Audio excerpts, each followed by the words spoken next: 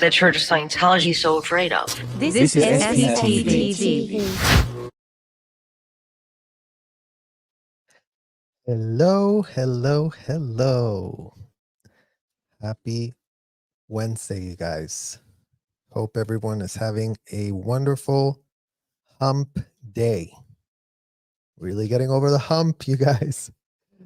We're really getting over the hump. Hello, Amanda. Hello, not that Helen. Pearl Snappy's in the house. Good afternoon, Power Surgers. Okay, you guys. Real talk. Let's have a real talk for a second. Power Surgers. I feel like that's organically become y'all's name. So I love that for us. Power Surgers. So we're all surgers. We all are going to channel our inner surge and, use some of our superpowers, right, guys? Because who needs L. Ron Hubbard's superpowers when we were all born with our very own? Isn't that great, you guys? Superpowers are free. You don't have to go to a hotel to get any kind of superpowers. So I think that we have just officially announced, you guys, hold on to your seats, officially Power Surgers. That's it. That is it, you guys. Well, I wanted to really start this live with you guys today. And I don't know if I should do the good news or the bad news first. What do you guys think? Hello, chemist. Good to see you. Hi, Jenny. Hi, Mena. Hi, Mary Gabrielle. Hello from Canada. Shout out to all our Canadian people, you guys. First of all, America's taking, our biggest viewership comes from America, but the second one is Canada. So shout out to you. Hello, Lauren, John, Tina, the last 20. Good to see you all. Diana Arroyo, we won the bad news first. The bad ones. Well, okay. We'll do the bad ones. I mean, the bad ones. Well, the bad ones are what we cover here every day, you guys, unfortunately. Because turns out that every day of the week that we ask ourselves, what in the literal living hell is Scientology so afraid of? It's always bad news, what we got to report, right? And I wanted to really tell you guys how grateful and thankful I am for all of y'all's support. I've gotten a ton of DMs. I've gotten a ton of messages. You can follow me on Instagram too. It's easy to get a hold of me there through DMs. So Serge Del Mar on Instagram. I post mostly my dancing videos there. So thank you so much for all of you sweet messages, encouraging messages, and all the support, you guys, that is continuing to put a ton of wind on our sails as we really are floating away, on a ship, navigating international waters, just like L. Ron Hubbard, you guys. Let's go back to the start. I did tell people that I wouldn't go on a ship and I wouldn't go on any type of cruise. So, but I really wanted to acknowledge that, in any of you that want to get a hold of me, you can do through there. And then I also have my email is on my bio.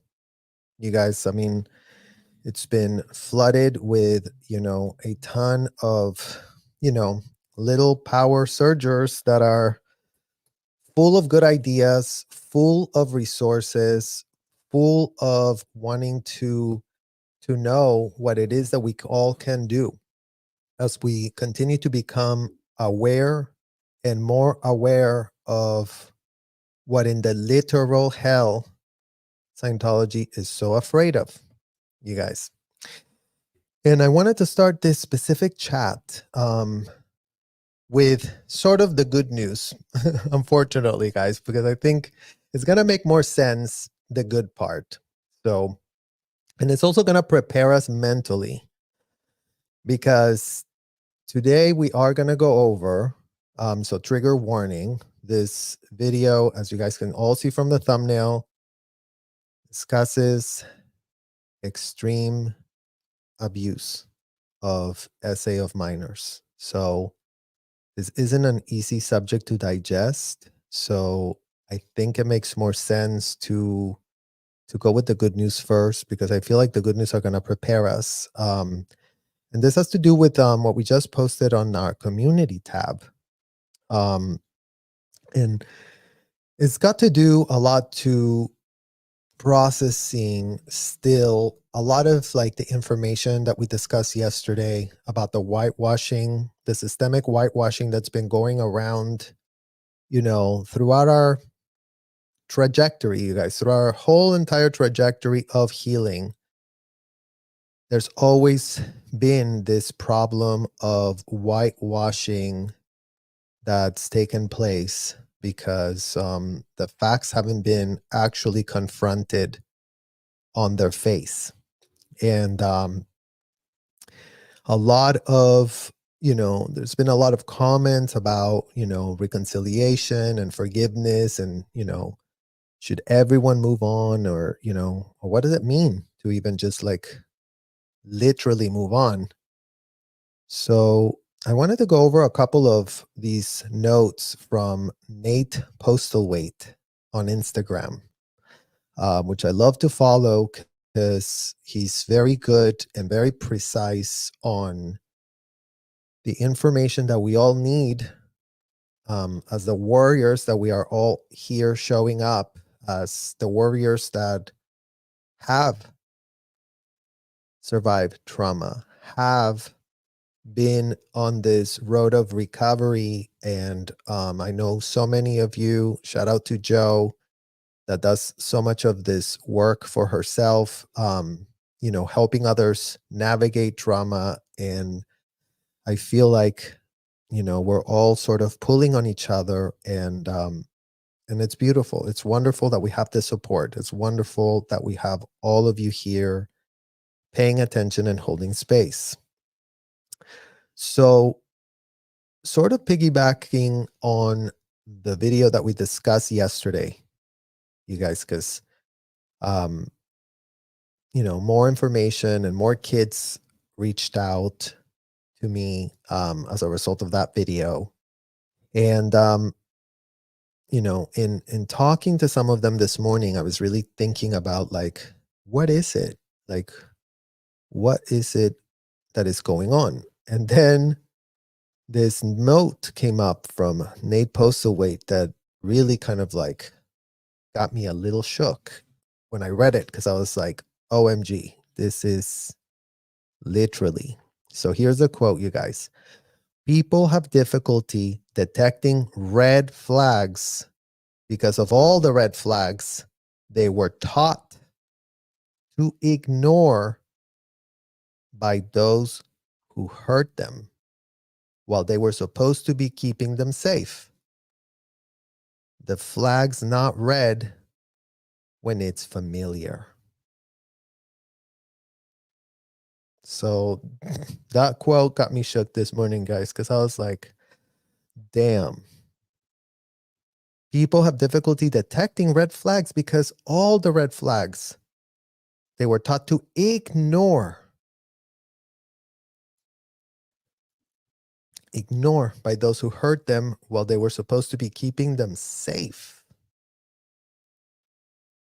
And the flags aren't red when things are familiar, you guys. And the one thing that, we can say about L. Ron Hubbard, that disgusted, indicted, convicted felon, what he did to all his proteges is familiarize them.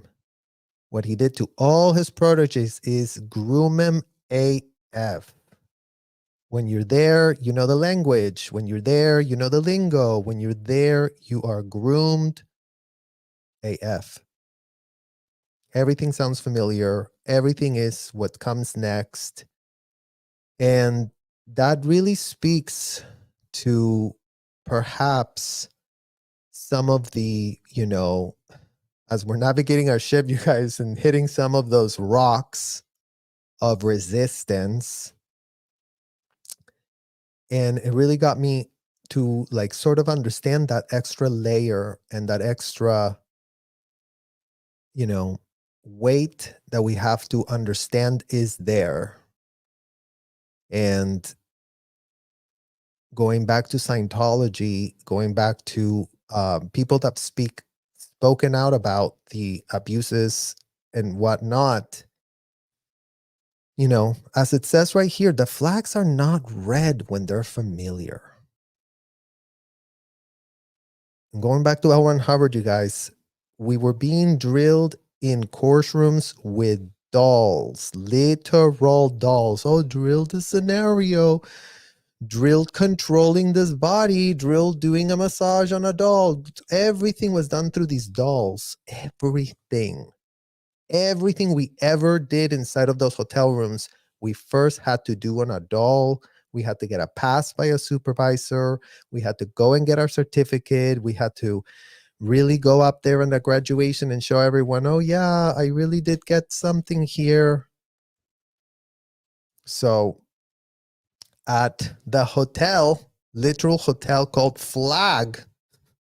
I mean, as if the hotel was not called Flag, you guys. When I saw this, I'm like, this had to be a joke. The flag's not red when it's familiar. Oh, well, just go to Flag. And then all of a sudden, no one sees the red flag just because they were calling it Flag. I mean, I don't know. But in this community, every single one of L. Ron Hubbard's proteges has been familiarized with everything that they were being taught to ignore. So going back to L. Ron Hubbard's rhetoric, in those hotels, you guys, taught to ignore is right about the right thing to say.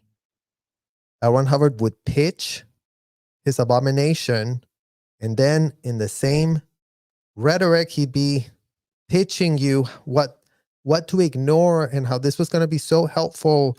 And God forbid you change a shred of a comma or punctuation. So with that level of understanding as to what we are up against, including all parents, including all parents, you guys, as much as I do, and you guys know me already too well, I do grab a jackhammer and I hammer these parents and I smash their face with a bat, with a literal bat, unflinching, you guys. We literally don't give a shred of an F. All of us power surgers, and I've seen you guys in the comments and everything. We're all on the same page, and that's what I feel is actually good about this. We're all on the same page, but everyone has their own viewpoint. So that's not a luxury that anyone inside of those hotels ever had. You guys, no one ever had that level of power for themselves. So this journey of being a survivor is about grabbing our power back and grabbing our voice and, continuing to set the record straight and continuing to decipher what's in front of us.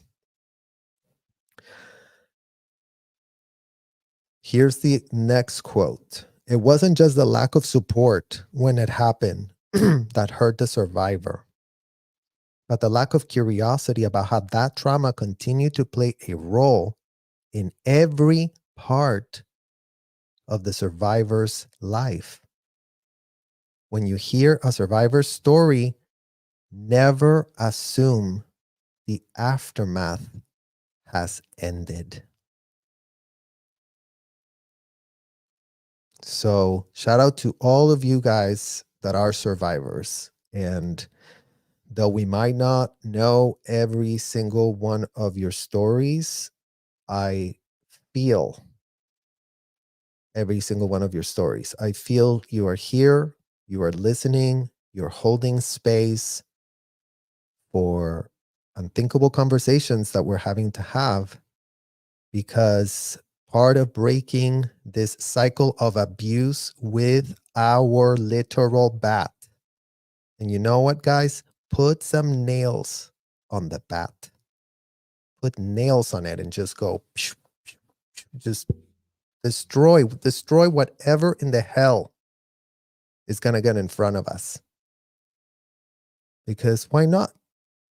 Why not? And you know what that literal bat is, you guys? It's this. It's our God-given intelligence. It's our superpowers that we don't give a shred of an F to get a convicted, indicted felon to really tell us how to get powerful, because that is just BS. So shout out to any aspect of that aftermath that you are in that road of recovery, in that road of really going down that rabbit hole. Because this is our next quote. After traumatic events, survivors often apologize for how they show up in the world because they live with shame and a rattled nervous system. Considering no one asked their permission before hurting them, they do not need permission to show up as they are and heal as they see fit.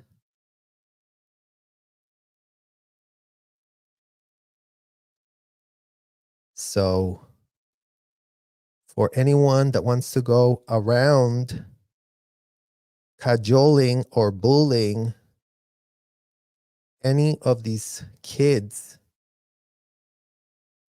that have been brave enough to share unthinkable details, to literally have to put down the walls of vulnerability and expose ourselves again, not by choice, because we have to, not because it's anything else other than the only option. So show up as you see fit, and let's be okay with having every day showing up, understanding that this journey will be traveled in baby steps. This is a daily journey, you guys, and definitely something that I would maybe attribute to my husband, Michael, that has shown me like the power of discipline, in terms of, I'm not talking about like making it on a clock like they had us in those hotels. That was discipline there. Don't be 1 minute late or we're going to cut your head, send you to ethics, and go wash dishes. Not that type of discipline. Talking about like self-care discipline. We're talking about all the things that we need to do for ourselves to make sure that we are taking care of ourselves. You know, for me, that is included, but not limited to, guys. You know, I have to do a lot of dancing and a lot of stretching and a lot of physical work on myself. Like that is literally a mental health thing, you know? So I really want to encourage for any of you that are in your own road to recovery as we navigate this, to travel, to give yourself permission to go on that inner journey. You know, for me, it was very hard. I could never go to a single shred of a class, you guys. I've never gone to a dance class. I never wanted to have a supervisor, a group of people, and we're all going to do this. Like, I've never gone to a dance class in my entire life. Imagine that. It's just been an internal inner journey. And, you know, very much like it talks about on that book, The Body Keeps the Store of the Trauma. The body my body definitely kept that score. And it's true. You guys see it on my dancing videos. I'm extremely flexible. I've done, I don't know how many thousands of hours, you guys. I had no flexibility when I got out of Scientology. So don't think, oh yeah, your parents really did take you to valet, Serge. Oh, hell no. I wasn't allowed to dance, but I did use music as a wonderful tool of healthy disassociation, you guys. And I think that may have saved my life in the aftermath of what in the hell I had to wake up to, because that was just my literal medicine for 2 years. I didn't want to talk to a shred of a soul. I didn't want to do anything. I was just, having to process a lot of stuff. So I did spend 2 years pretty much just going to Equinox 5-6 hours a day and just meditating through my own workout and my own universe. I'm super antisocial at the gym, you guys. I don't talk to anybody. I'm just like, leave me alone. I'm in my own world. I don't want to talk to anyone. I don't want to hear anybody. I'm literally in my bubble. So I got asked today from one of our power surgers, Miss Linda from Canada, very, very sweet lady that actually is working on a PhD. So shout out to her, getting educated. I feel that, education should be encouraged, you guys, because it's much harder to get duped when you're educated and when you know. So, and she asked me that she's doing a whole study about recovery and trauma. So I thought that could be something I could share with you guys about this recovery journey. The next quote that I wanted to read to you guys is, you need to forgive and forget. And our answer is no thanks. I'm trying to heal, and I'm learning to respect the reality of what my mind and body carried. Respect the reality of what my mind and body carried.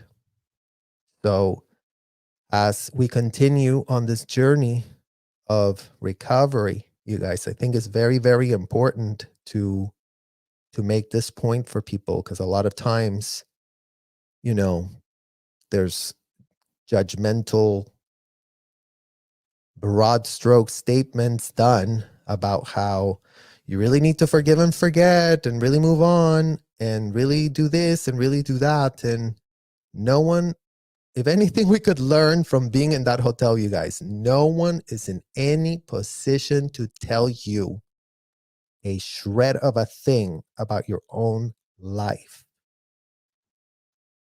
No one. It's like once you're able to really establish your own agency and really understand who you are and sit in your own power without having to be validated by anybody, because you literally don't give a shred of an F, then all of a sudden you do have that power and you realize that power is in you. So don't forget that. And now that you guys have literally Christianed yourselves, the power surgers, which is a great name. I love it for all of you guys.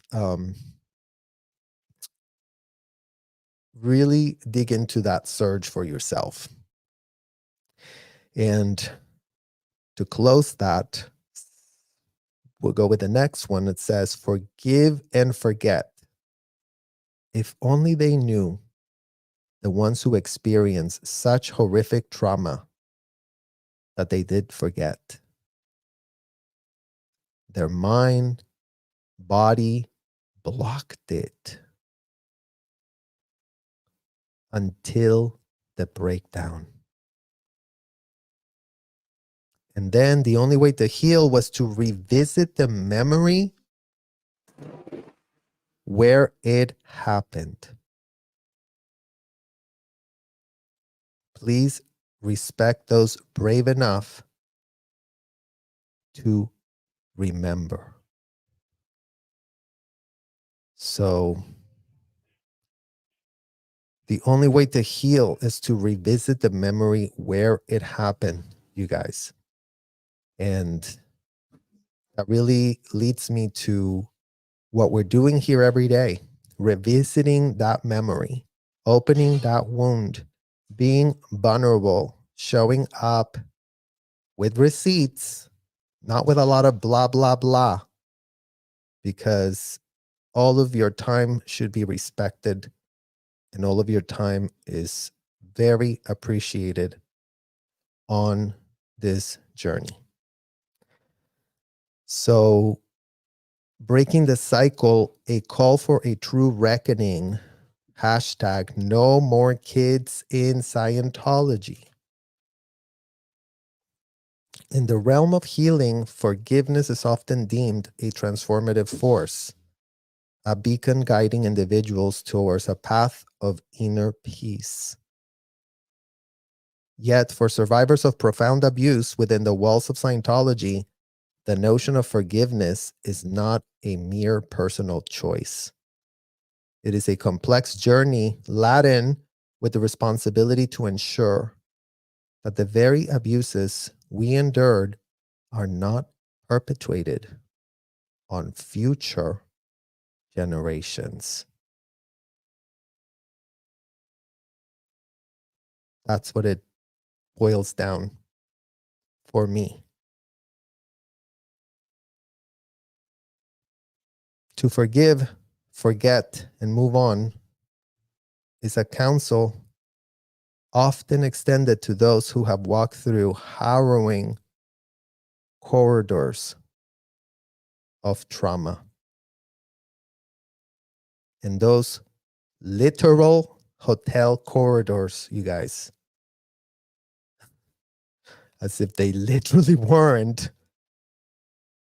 I mean, imagine, you guys, that you are in this Fort Harrison hotel, the 4th floor of the HCC's Harvard Guidance Center. We're really gonna guide you here. Come here. Let's really guide you.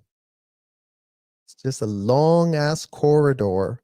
Who you always have to be very respectful. Don't make any noises. And that's what comes to mind when I think of like walking through the harrowing corridors of trauma. Imagine we had to go up and down those corridors a million times, bringing files filled with admissions to felonies, filled with disgusting information that is so nauseating and dehumanizing. The fact that all that information was just data mined out of people, being written down on a piece of paper, and then all manner of people pouring through the files about having opinions about, oh yeah, this really must mean that we can really, launder this little felony. So that's traumatic AF, I would say. That's disgusting, you guys, to have to sit here and think there's somebody right now at Celebrity Center and folder pages and that exact post, that exact job, that exact role play that they make you do at the hotel, you guys, is given usually to kids, because the job is, here's this file filled with felony admissions. Go take it from this floor to that floor. But don't look in there. But never mind that I was looking inside those files, guys, since I was 12. 12. Literally. Okay, what does it say here? What does it say here? And, the problem with those files that Scientology really keeps, that really purports, couldn't be more religious if they literally tried. Just for example, you guys, and I'm not going to go on and on about this, but just for example, there's the flag security FESer checklist. So what in the hell did I just say? The checklist that asks all the questions about felonies, about criminal past, about past sexual perversions, time, place, form, and event written. This person did this in this year. This person did that in that year. This person did this in this year. It came up in exactly this date. He said exactly this. All of it summarized, all of it tabulated, all of it has to be in perfect condition. So the fact that we were carrying those folders back and forth through the hotels couldn't be more the harrowing corridors of trauma, if I ever heard of a harrowing corridor. For us survivors, intimately acquainted with the grim realities that persist behind closed doors, this advice is not merely optional. It is a call to action. A call to action to break the cycle of abuse that has persisted for far too long. The need for a genuine reckoning echoes through the corridors of our shared experiences. And again, you guys, check out Bianca Larson and shout out to her for having the courage to come forward. It's truly entering a new paradigm in your recovery, you guys. The fact that people are now aware that there is a genuine community of people that are listening, that are writing, comments of support, comments of encouragement, and all the oxygen that was depleted as pretty much nothing when we were being tokenized and commoditized inside of those hotels. It is not about harboring resentment, about demanding accountability and responsibility from those who orchestrated and perpetuated the abuses we know to be very much alive and well. Literally today, you guys. It is about fostering an environment where the echoes of our pain are acknowledged, not dismissed, and where those responsible face consequences for their actions.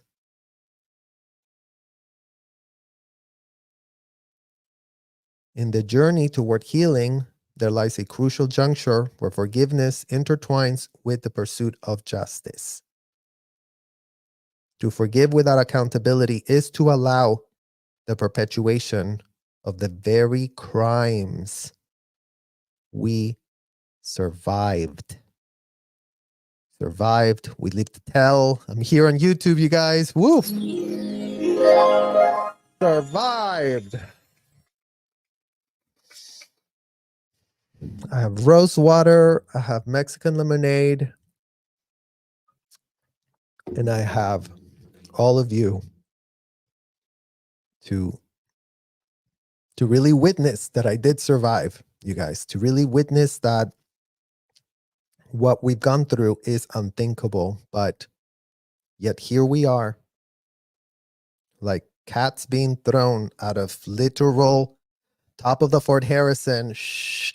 Okay, land. Hope you're gonna be okay by the time you literally go, because we were those cats and we were roadkill. Those 2 years that I spent at Equinox, you guys, I was like a roadkill cat. Literally. I was just, it's that pain. It's what we just read. It's that pain that your mind blocked because you could not deal with it when you were inside of the hotel. There was no time. There was no space. Nobody gave a shred of an F. Anytime any of us kids voiced anything like, oh, I don't like it. What in the literal hell? You are out ethics. You don't want to clear the world. You don't want to help L. Ron Hubbard. You're just all about yourself. You're just a PTS to the middle class. You're just a 1-1. What is your problem? You're so down-toned. You're so counter-intention. You're so out ethics. Like you literally are the definition of out ethics personified. So imagine all that stupidity I just blabbed it's again, those hotels, people have a lot of words that they really do use to think your self-worth. And when you're talking about the power dynamic and balance between men and women that did take it upon themselves, you guys, and this is not hyperbolic, and this is not like, oh my God, Serge, you're making such a big deal. Literal lieutenant commanders. And don't forget, you guys, like our uniforms were shitty Navy, crappy AF, generic AF. And I would know, guys, I always loved clothes ever since I was a little kid. Clothing was the only thing I had to identify outside of being part of that thing that I never consented to be a part of. So I never knew as a kid, like why I was obsessed with clothes. Like every summer, my dad would give me like, $100 back in the day, you guys, to go to Dillard's, and I would just buy 2 things because I wanted I was so specific about what I would wear, and I would not wear anything else, and I didn't give a shred of an F. And they tried to tell me, go, why? Nobody, like it didn't even matter. But it was the only way I could have or maintain any sort of agency and identity for myself. So these hotel executives did have the best military uniforms tailor-made because, again, you guys, the whole thing was to look really impressive, and again, there's hundreds of them running around with bars over here, captain, I did all these missions here at the Sea Org. I've been in the Sea Org for 25 years. Here's my ring. Check it out. I have a ring. I've been here already 25 years, and I'm a captain, I'm a lieutenant, colonel, or whatever. And it was all of that created this, facade of authenticity. I mean, literally, you guys, again, like I said, we've shown the photographic evidence. You guys can see it for yourselves. When we say role-playing in military uniforms, we wish we were joking. We literally wish. It is the responsibility we bear. Going back to forgive without accountability is to allow the perpetuation of the very crimes we survived. It's a responsibility we bear, not just for ourselves, but for every child still caught up within the grasp of an unbridled system. There's no reason where a shred of child should be caught in the grasp of an unbridled system. It's just not something that should be happening today. Breaking the cycle requires us to summon the courage to speak out, to share our stories with unwavering honesty, and to stand united against the veils of secrecy that have shielded abusers for far too long. So the beautiful thing about courage, you guys, is that it is contagious like a virus. Courage is contagious AF. And all of you showing up with the courage, all of you supporting this journey, that is what is giving courage to other survivors to go, I will be listened to this time. I will be acknowledged. I'm not going to just be gaslit and told to really shove my feelings because they're not convenient. The point that I'm really trying to make, really inconvenient right about now for you to be bringing that up, we're really trying our best. We're really doing our best. So just sit there and let us do what? Let us do exactly what is what we're asking.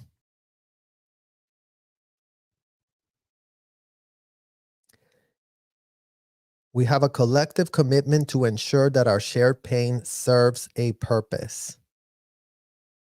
A purpose that transcends personal healing and extends to the liberation of those who continue to suffer in silence. And we can start already advocating for them, you guys. There is a blonde girl at that testing center, you know, and let's just play a little game, you guys. I just had a great idea to share. Since I don't know the name of the girl, but I did see her. Let's see if Osa really is watching, and if they start disappearing these young kids out of when they were using them to really bring all the people to really, aren't you curious? I mean, as if these people have a shred of shame. Scientology people came up with, really attract a lot of people if they were curious. Well, isn't that great? Doesn't that speak to what type of horrendous, unhinged culture this is? Because yes, you guys, Scientologists are going to be very pressed. Oh, don't do broad strokes with us. Well, you know what? L. Ron Hubbard wanted you, his puppet, to be painted in broad strokes because all of you do the exact same thing. So until you can show that you were the exception to the rule, you are all in the same MF, broad strokes, doing the same stupidity as if we didn't witness that for our very own selves, you guys. And other people go, yeah, sir, the Catholics didn't have L. Ron Hubbard. The Catholics had a book that said a lot of stuff that could be interpreted in a million different ways. And yes, people with power, people that are narcissistic, psychopathic, grabbed the book and then started screwing everyone over. So yes, that can happen in any religion, that can happen in any corporation, that can happen in any single shred of place in America and the entire United States. But the problem with the Scientologists, you guys, is they didn't have that option. They didn't have that option. And Scientology people can start explaining to us right now how their religion is actually based on technology. And how technology is technology. Technology is 1, 2, 3. Step 1, 2, 3. As if we already don't have it in the public record from literal Mike Rinder about how everything had to be done down to the last comma of when in the hell L. Ron Hubbard pitched. No matter how deranged, no matter how disgusting, no critical thinking skills, find why you're counterintention to really applying L. Ron Hubbard, because we are really going to save the entirety of the entire world by following these thick, nauseating policies, memos. I mean, imagine it's like terroristic AF memos, you guys. What in the hell that man pitched was just yuck. Our call for a true reckoning is a testament of our resilience and our determination. And it is a call that echoes through time, urging those who wield power within Scientology to confront the shadows of their past actions and to dismantle the structures that allow the abuse to thrive. In this pursuit, forgiveness takes a profound meaning. A forgiveness that emerges not from the erasure of memories, but from the tangible steps taken towards dismantling the systems that perpetuated our pain. I mean, I don't know how else to say it, you guys. I'm trying to really, let's just be clear so we're not misunderstood. Please, God, don't let me be misunderstood. Right? Isn't that the song, you guys? I love that song. It's a forgiveness rooted in the hope that by demanding accountability, we can pave the way for a future where no child needs to endure the horrors that we literally faced. Together as survivors and advocates and allies, let us stand united in our call for a true reckoning. So this is y'all's golden age of tech, golden age of reckoning. Literally, fuck your golden age of tech. You need a golden age of reckoning. Go F yourselves with your golden age of tech and your golden age of reckoning, where you put the tech away, where you put the damn book down and start thinking for your damn selves. Stop being puppets. It isn't a good look. You shouldn't be doing it. And you're out of your mind to think that none of you have a shred of legal accountability for nothing. You couldn't be all more out of your MF minds. And if we didn't give a shred of an F, you guys, we wouldn't be making these points. We would not be making these points. I don't give a shred of an F. Keep committing the crimes. The more crimes you commit, the worse the penalties will get. That's how it works in the court. The worse, the more. You did more, you get more time, you get more punished, you get more and more and more. So if all those people inside of those hotels are really relying on the fact that can just invoke ecclesiastical church, and then all of a sudden a defense will be mounted where they will have no legal liability whatsoever, go find yourself an attorney that gives you that advice, and then go report that attorney straight to the board. Literally just go, okay, oh yeah, great, report him. Attorneys telling me that as long as I say ecclesiastical church, then whatever in the hell I just did is not whatever in the hell I just did.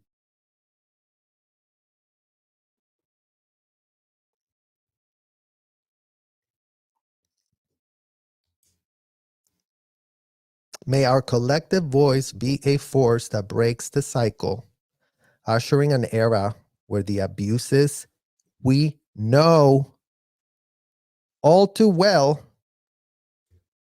cease to exist.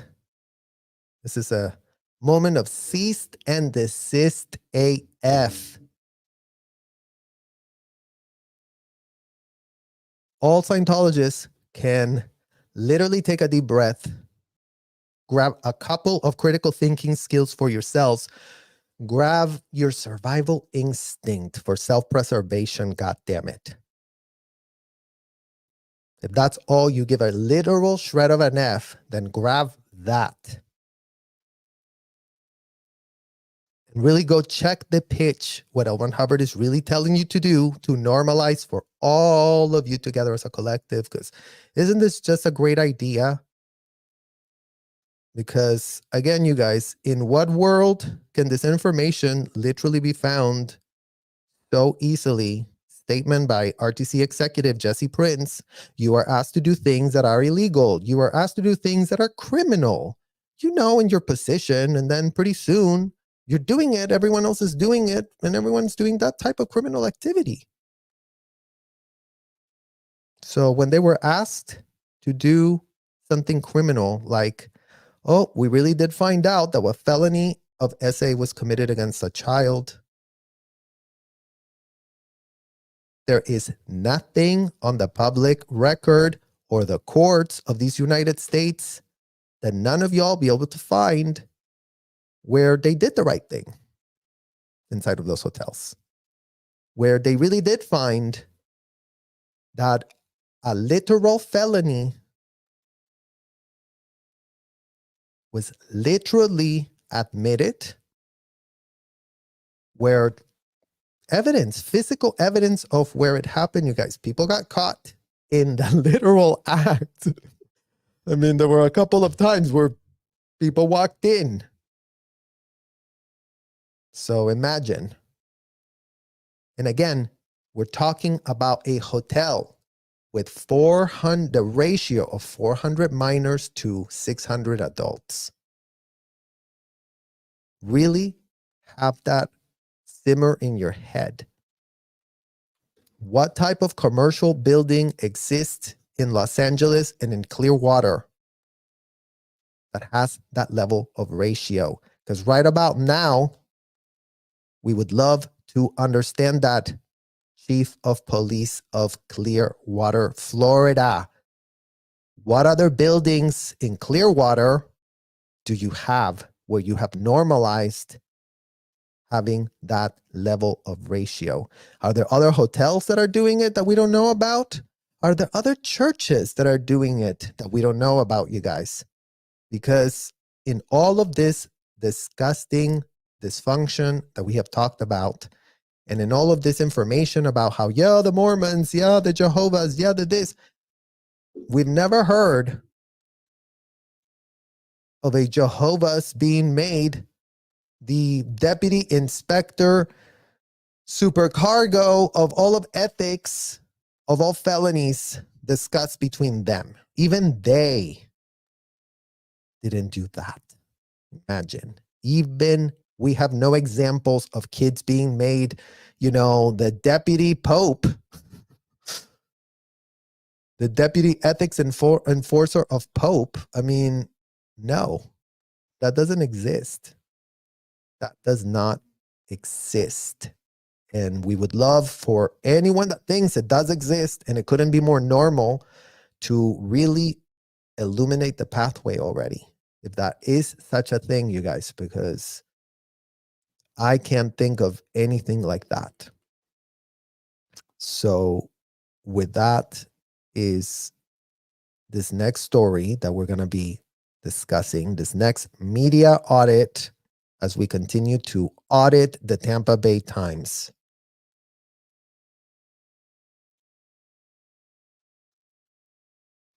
We literally need to audit them, you guys, because every time I read this, and yeah, we have even now the benefit of hindsight. And the more I see it, the more nauseous I get. So this is the article, and I have linked it below, so all of you can literally read it for yourselves. But let's just really kind of scrutinize and analyze what in the literal hell is going on here. Scientology policy enable years of SA, as you all can see what the name is, lawsuit says. So great. So the Tampa Bay Times did finally write a headline where, they didn't water it down. They were able to say what it says on the lawsuit. So that's great. So that was a great headline. Thomas C. Tobin, thank you for that headline. The third lawsuit filed against Scientology and leader David Miscavige in 3 months accuses the church of sexual battery, racketeering, and conspiracy. Well, isn't that great, you guys? That, our new favorite word is rico. Que rico. Ay, que rico. Do you guys know what rico means in Spanish? It means delicious. Isn't that great, you guys? Delicious. Delicious RICO charges propping up in lawsuits against these people. So I get times have changed, you guys. I guess the real people are starting to get a little bit of what in the hell is going on. So here is David wearing a fancy suit with his little French cuffs, and aren't I so fancy to not wear generic AF uniforms because I couldn't be more important, because I couldn't be, more knowing what in the hell I'm talking about than just not being in a terra cloth robe about to beat some people. So here it is. Article by Tracy McManus, you guys. Shout out to Tracy McManus, not Thomas E. Tobin. Thomas E. Tobin is the editor. Tracy McManus is the reporter. In the third lawsuit filed against the Church of Scientology and its leader, David Miscavige, in 3 months, a 25-year-old woman alleges she was repeatedly SA'd as a child in Scientology's care, including the church's Clearwater Academy. So first,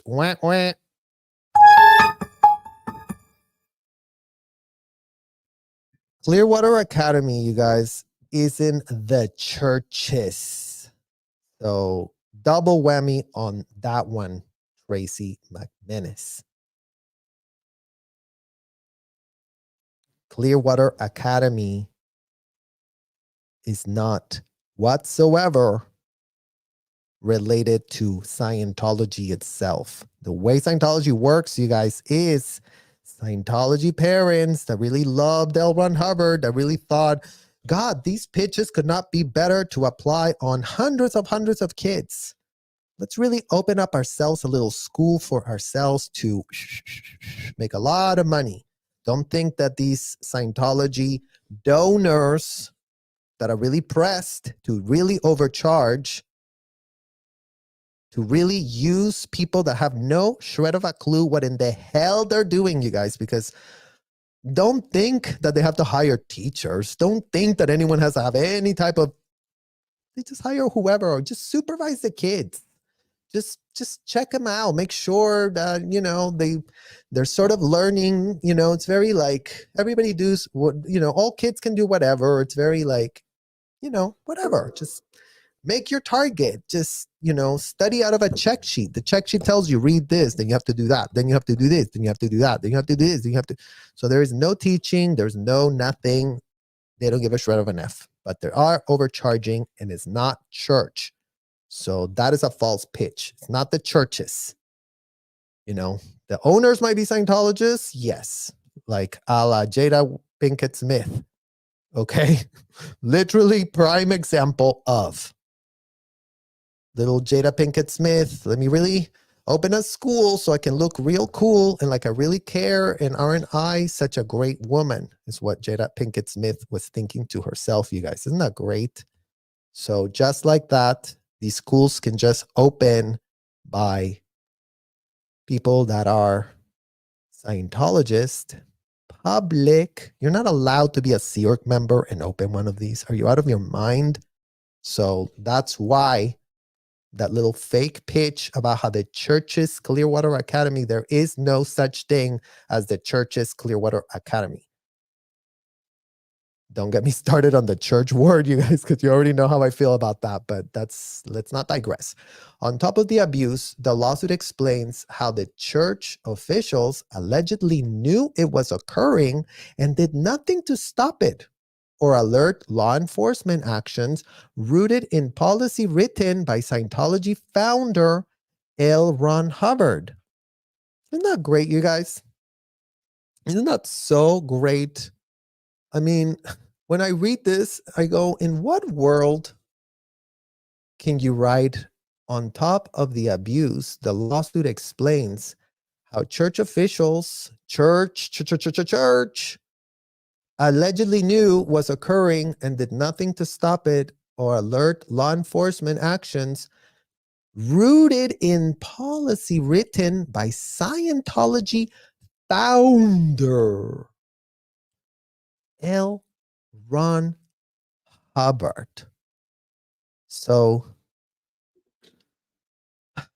I did see something yesterday, you guys, that I thought, isn't that interesting?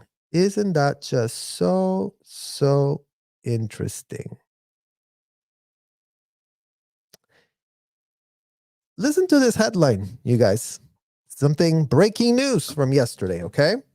A Missouri high school teacher faces charges for having SA relationship with a student. 26-year-old Haley Nichelle Clifton Carmack was arrested after the teenage victim showed pictures of scratches to a witness. The student's father is also charged for knowing about the relationship and doing nothing to intervene.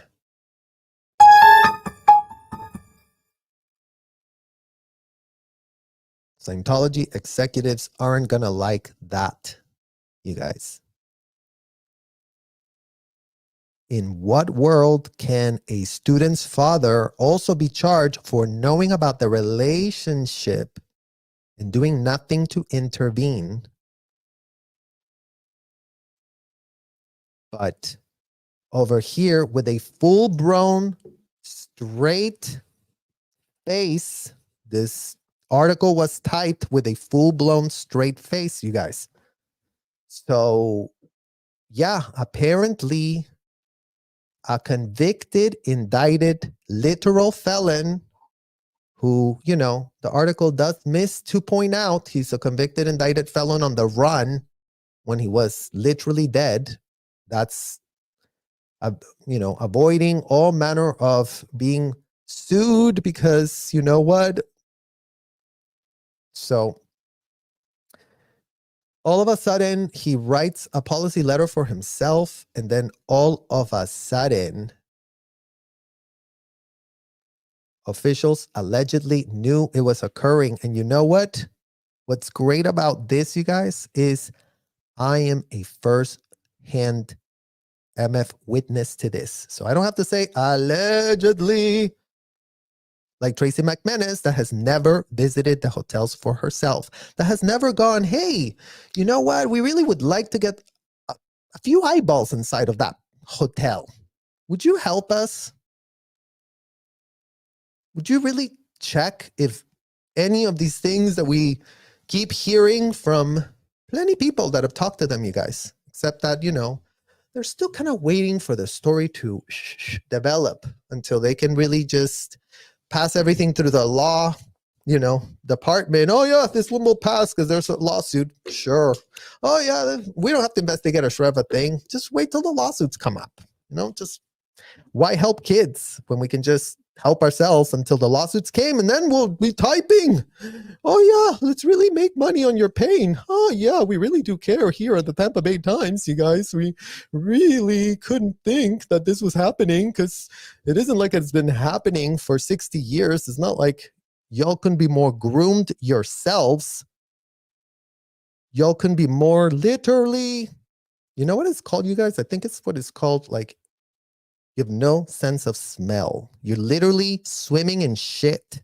Like your sense of smell is null because you're just so used to the shit that you literally cannot, well, that kind of smells like it always smells in clear water.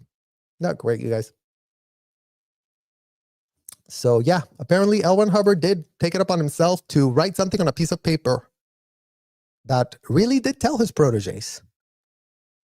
Find out, get the information, record the information, transcribes the information, video record the information, charge the person money so they can really float it. But no one's implicated here because you know what? Religious. When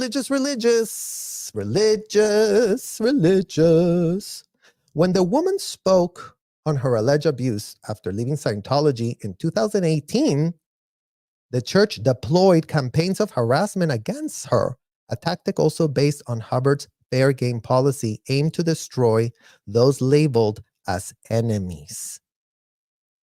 Well, why are you so comfortable typing that with a full-blown straight face, Tracy? I really want you to really ask yourself in a mirror one of these days. Just one of these jolly days while you're jogging at your little beach, at your little dirty AF beach, where you know all manner of stuff is happening. Because you guys, going back to the point that personally, me knowing very well that this Jane Doe was in very, very, very close touch to these reporters. And let's just say that these reporters witnessed all manner of stuff that they would really know what in the hell it was if they really asked themselves in a mirror about what in the hell was going on as she was being fair gamed. Imagine, we're talking a 25-year-old girl. 25. So let's just really keep that in perspective, you guys, because again, that is what in the hell we're talking about.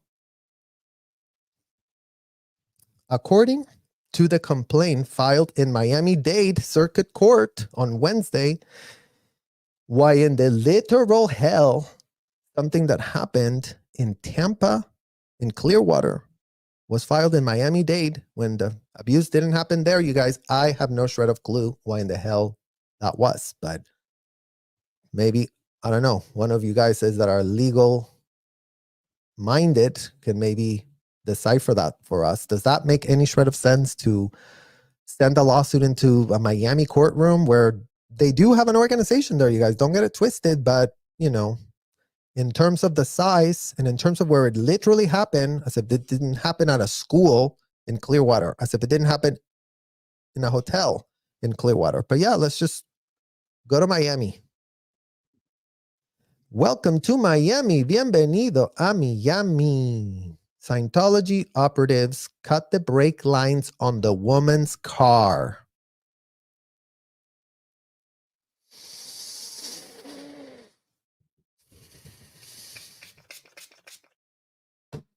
You guys, cutting the brake lines on a woman's car. So yet again, context. And y'all can ask Mitch Brisker. Okay, this question for Mitch Brisker. Did you do a film called Confessional TRs where the subject that was being interrogated by an angel that really wasn't going to save him from hell, the subject confessed in the film that he did, guess what, you guys? Literally, just imagine. And if you have in the bingo card, cut the woman's brake lines, that's what in the hell that film that, let's see if Mitch Brisker does know that he did film that little scene for himself and that was played to all the proteges that they really did see in a film from L. Ron Hubbard. Oh, isn't that great? Isn't it great that we have technology where all of a sudden I admit I cut the brake lines and in that film, I believe the girl dies. You guys, I think that was actually the outcome. Thank God this Jane Doe is alive and well today. No thanks to anyone in those horrid hotels. No thanks to any of them, but she is alive. And even though they cut her brakes, she's fine. But in that other film from Mitch Brisker, where that is pitched as something you just, float, and then all of a sudden, that's not a crime. That was an overt. That's not a felony. That was a withhold. So we really do have incredible technology in these hotels, you guys. Technology that apparently is able to circumvent all manner of laws because church.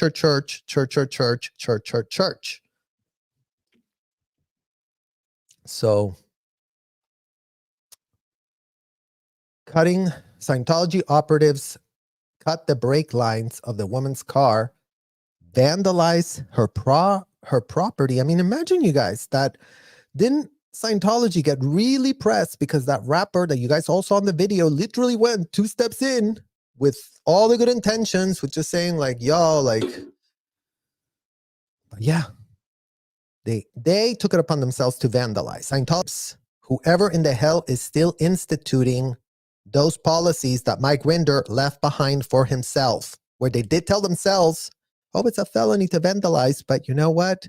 We really do have to clear the planet here, so vandalize away. Vandalize away. You know, it's not like the Tampa Bay Times is really going to give a shred of an F. They will type it. Shh, shh, shh. Okay, here. Shh. Vandalism, cutting brake lines, 25-year-old girl. 25-year-old girl. So was still within the statutes of limitation. You guys think about that for a shred of a second, because we haven't had many minors that make it alive. And we would know that she almost also didn't. Not because Scientology cut the brake lines. You guys had nothing to do with the MF brake lines that they cut. But maybe that helped her really go,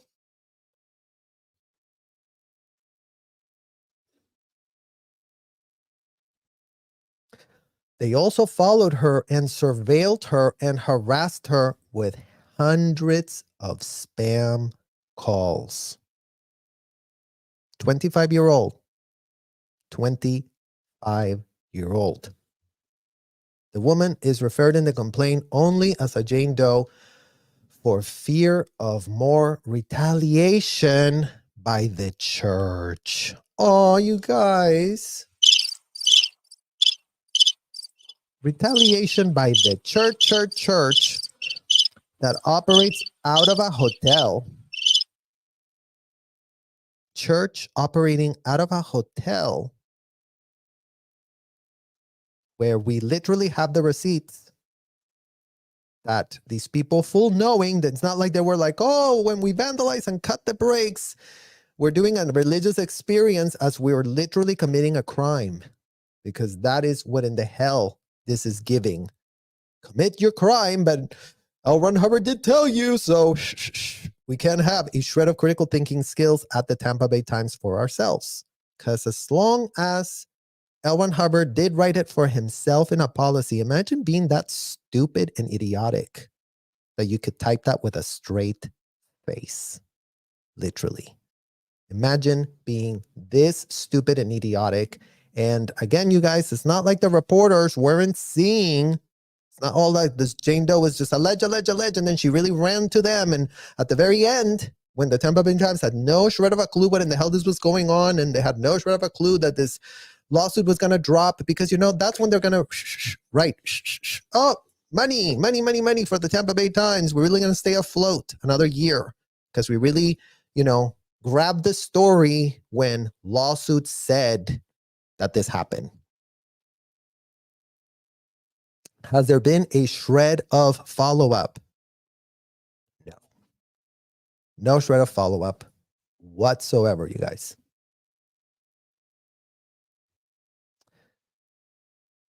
The lawsuit names Miscavige Scientology's flag service organization, its Religious Technology Center, Church of Scientology International, and Clearwater Academy as defendants against allegations of SA, battery to racketeering and negligence. See, Scientology parents, how you can't just be like, oh, I was negligent, but who gives a shred of an F? Because I really got told by L. Ron Hubbard that I could be negligent AF and really be considered OT5. And then all of a sudden, no more awareness, no more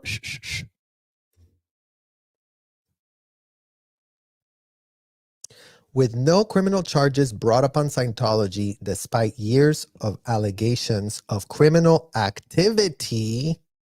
Oh, you guys. Again, the context. Again, for Those in the very, very back of that Tampa Bay Times, you guys, that pretend to be, I don't know where in the hell they are, honestly. Literally do not know, because no criminal charges brought upon Scientology despite years of allegations of criminal activity.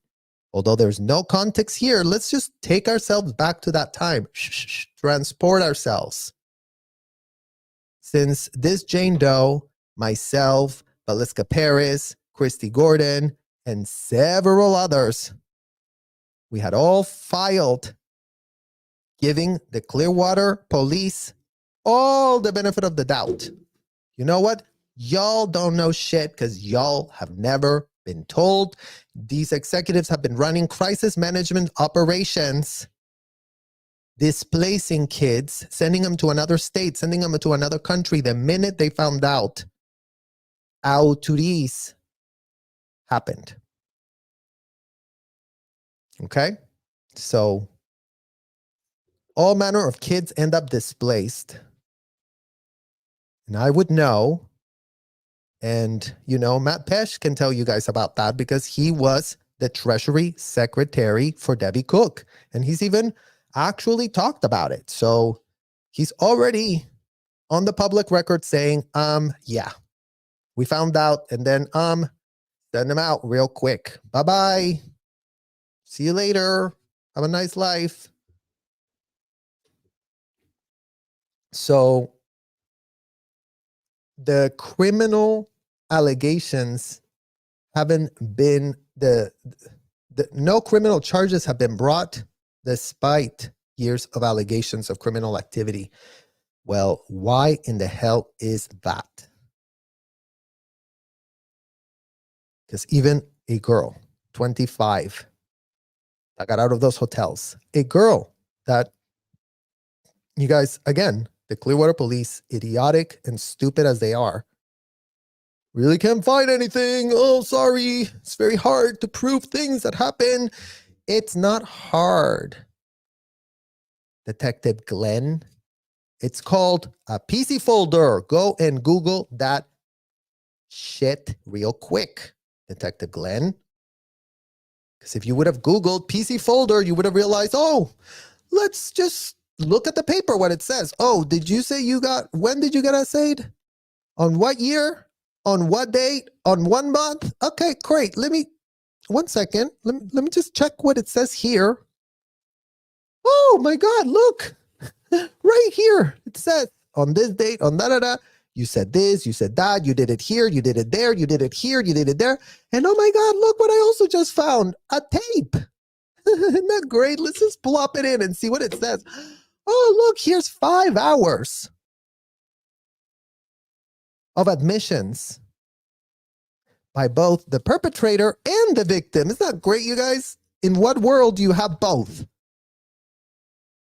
Fully implicated AF. Like, the perpetrator's just being told, don't worry about it. We're about to float your needle. You're about to float.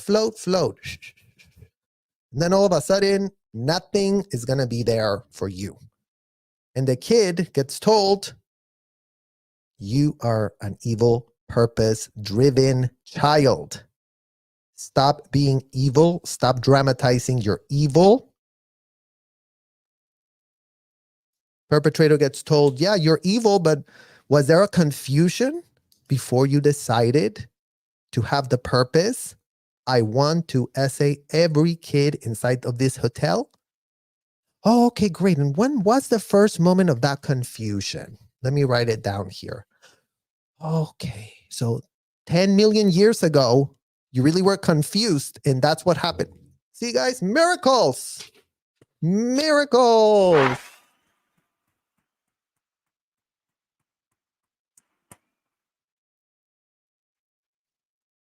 Nauseating is what that was, you guys. Literally nauseating AF. Because, yet again, no brushstroke here. Literally just telling you what Scientology does, how it operates, how it looks at this. and how it couldn't be more happy to implicate itself.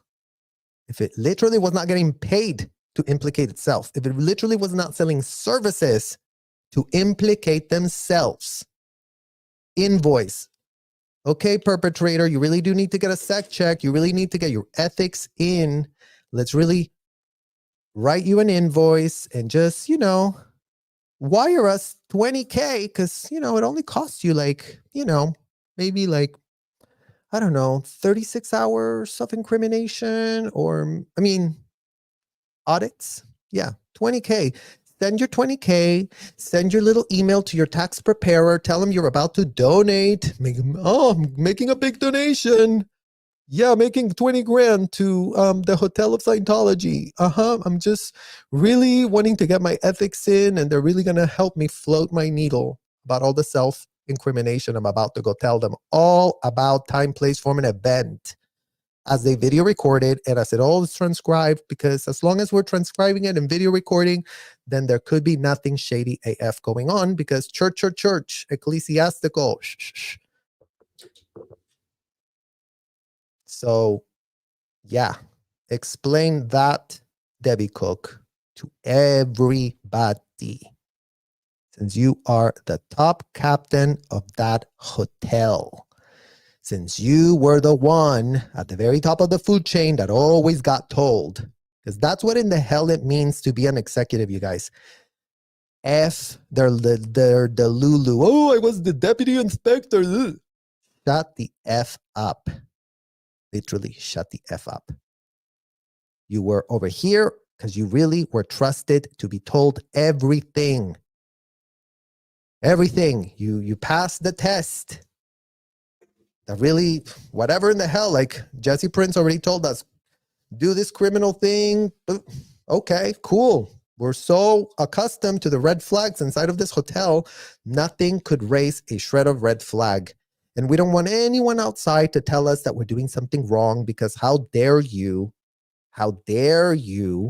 tell us what to do inside of the hotel? Isn't that great, you guys?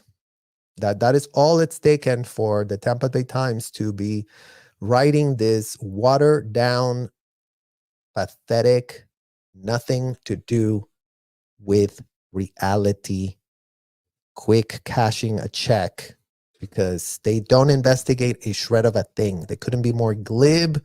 They couldn't be more in the surface of the problem, always. Very, very surface. So, yeah, no criminal charges have been brought to Scientology despite years of allegations of criminal activity, despite everything that happened with Lisa McPherson, where charges were filed, but then all of a sudden, oh, it wasn't our fault because you know what? She was, dying of natural causes, because she did have something she pulled in for herself. And, we were just not implicated, no matter how horrendously we treated her all the way there. But that is the state of affairs of the level of law enforcement in these United States, Florida, Clearwater. This is how much they give a shred of an F about the law in there, you guys. This is how much you Tampa guys, and for all of you, shout out to you that are watching and listening, start asking the Tampa Bay Times, why in the literal hell have they profited so much from Scientology stories? And they can literally go check their little books of their 501c and do a little Google on themselves and be like, oh, damn, has it really been $10 million for all the Lisa McPherson coverage, for all the stuff that we've been cool? And what do you have to show for that money you've been nothing? Have any shred of guardrails been implemented? Oh no, because Ron Hubbard did put a policy and he's the founder.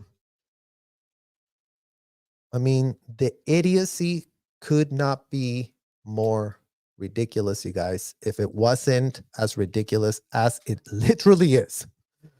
So yeah, Scientology gets no charges, and then a team of dozen victim rights attorneys are using civil court to expose the church's alleged institutionalized abuses.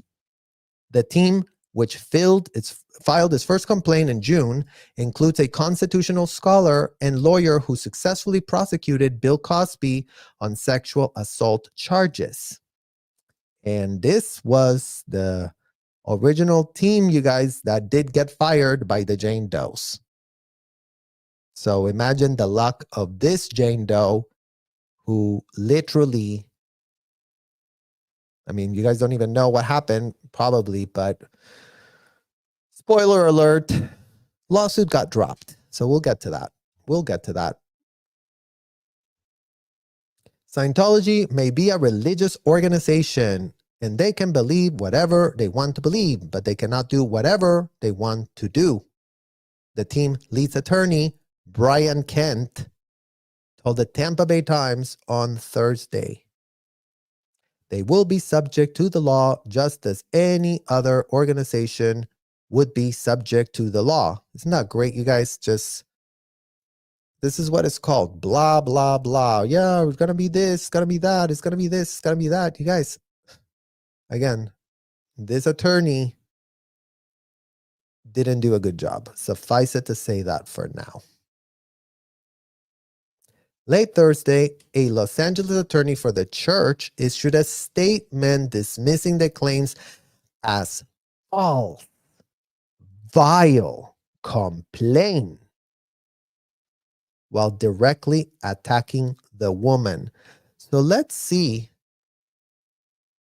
what we are being made to really prop up here, you guys. Don't forget that the taxpayers are the ones stuck footing the bill of Scientology, as it pays no taxes, no property taxes, as it pays nothing. As it says, no, give me. It's always in Scientology, a one-way street. Give me, give me. Oh, I'm doing so much for the world. Oh my God, I'm not going to give you shit. It's all for me, me. What's in it for me? What's in it for me? Me, me, me, me, me. So here's an official statement put out by this Scientology attorney, you guys. Let's read it together. This complaint is just the latest example of anti-religious falsehoods wielded to destroy lives, stated William H. Foreman, litigation counsel for the Church of Scientology International. The church will expose this complaint for the disgusting sham and bigotry that it is. Not great, you guys. Shout out to you, William H. Foreman, that wrote anti-religious falsehoods wielded to destroy lives. So you, William H. Foreman, start making it make sense, since said victim did get interrogated inside of your hotels, and y'all are sitting on all the worksheets, and either you are presenting false statements to the press because you don't give a shred of an F, because you know how inept they are, because you know they won't give you a shred of pushback, because they couldn't be more pressed to be. Did you do a statement real quick? Oh God, we got a statement. Oh my God, we got a statement. Great, let's type it. But that's it. That's all. As long as they called it as religious to destroy lives. What type of lies have been destroyed with what in the hell you have in your own PC folder files? William H. Foreman. Defend that. Defend that. Is it not in her PC folder? Are you sure it's not in her PC folder? Are you positive it's not all over her PC folder and her perpetrators? This is a double jeopardy case, you guys.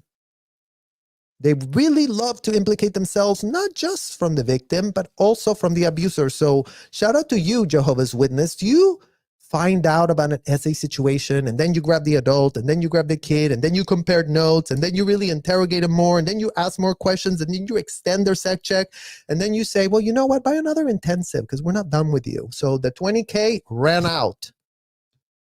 So quickly start calling and get us another 30K, because you really need to go back in session. Otherwise, your ethics are never going to get handled, and you know, you wouldn't want to not have your ethics handled. So yeah, just like that. ran out of 20K. Here's another 30K to complete my intensive and hopefully really, win. That's kind of how it goes, you guys. It's really going to win here by doing all this disgusting stuff that couldn't be more religious and couldn't be more happening in a church if it wasn't happening in a literal hotel. The statement accused Jane Doe without any evidence of being a convicted liar who has pled guilty to making a false police report. The Times is aware of the alleged victim's identity and has been unable to corroborate any such claim in public records. Imagine being William H. Foreman.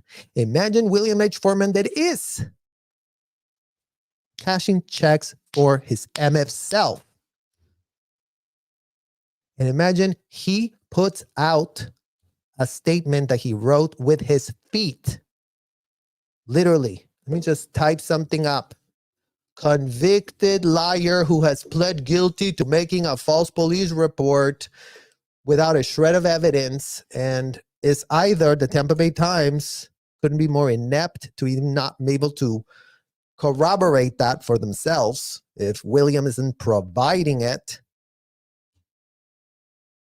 or is it all just utter BS and these lawyers who are not supposed to be putting false statements to shred their credibility?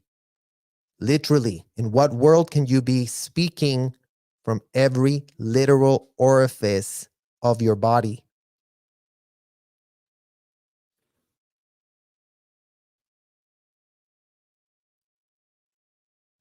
And yeah, you guys have it from the Tampa Bay Times that even from their own things, that they're very familiar with the victim's identity. They know they were in touch with the victim. This didn't just appear from one day to the other, you guys, this article.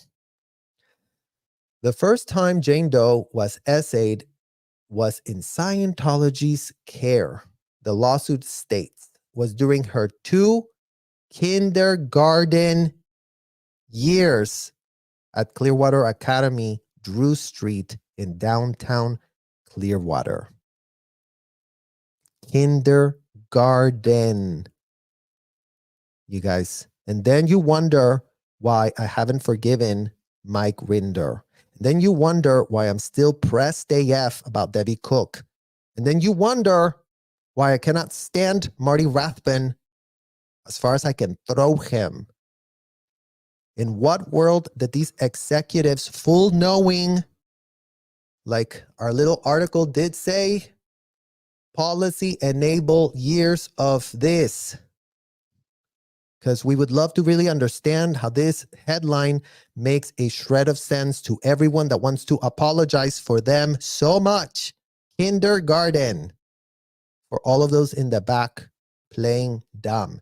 Kindergarten.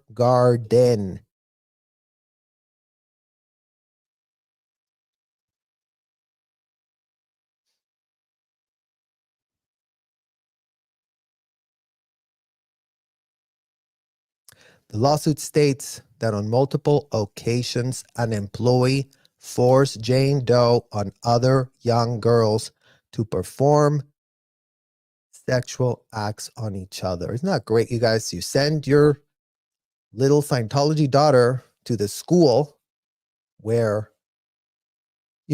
some pathetic degenerate is really taking it upon himself to, oh, do this. Oh, do that. Why don't you do this? Why don't you do that? Him being a full-grown man.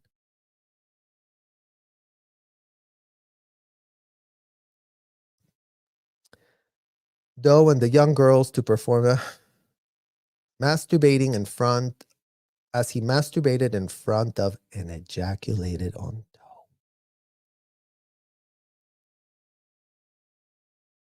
Yeah, a kindergartner deserved that. A kindergarten pulled that in. A kindergarten needs to go find her confusion before pulling that in. A kindergarten needs to go and really source out in what type of lifetime did she commit what kind of crime similar over of her own. If she didn't do something like that this lifetime, well, then tell us another lifetime that you really did do that, because this couldn't have happened without you having another lifetime where that is why it happened.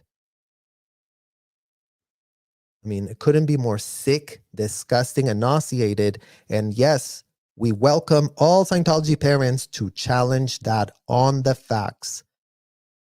Were kids not told they pulled it in? Were kids not adulticized and told they were the ones that were also implicated in the ethics cycle?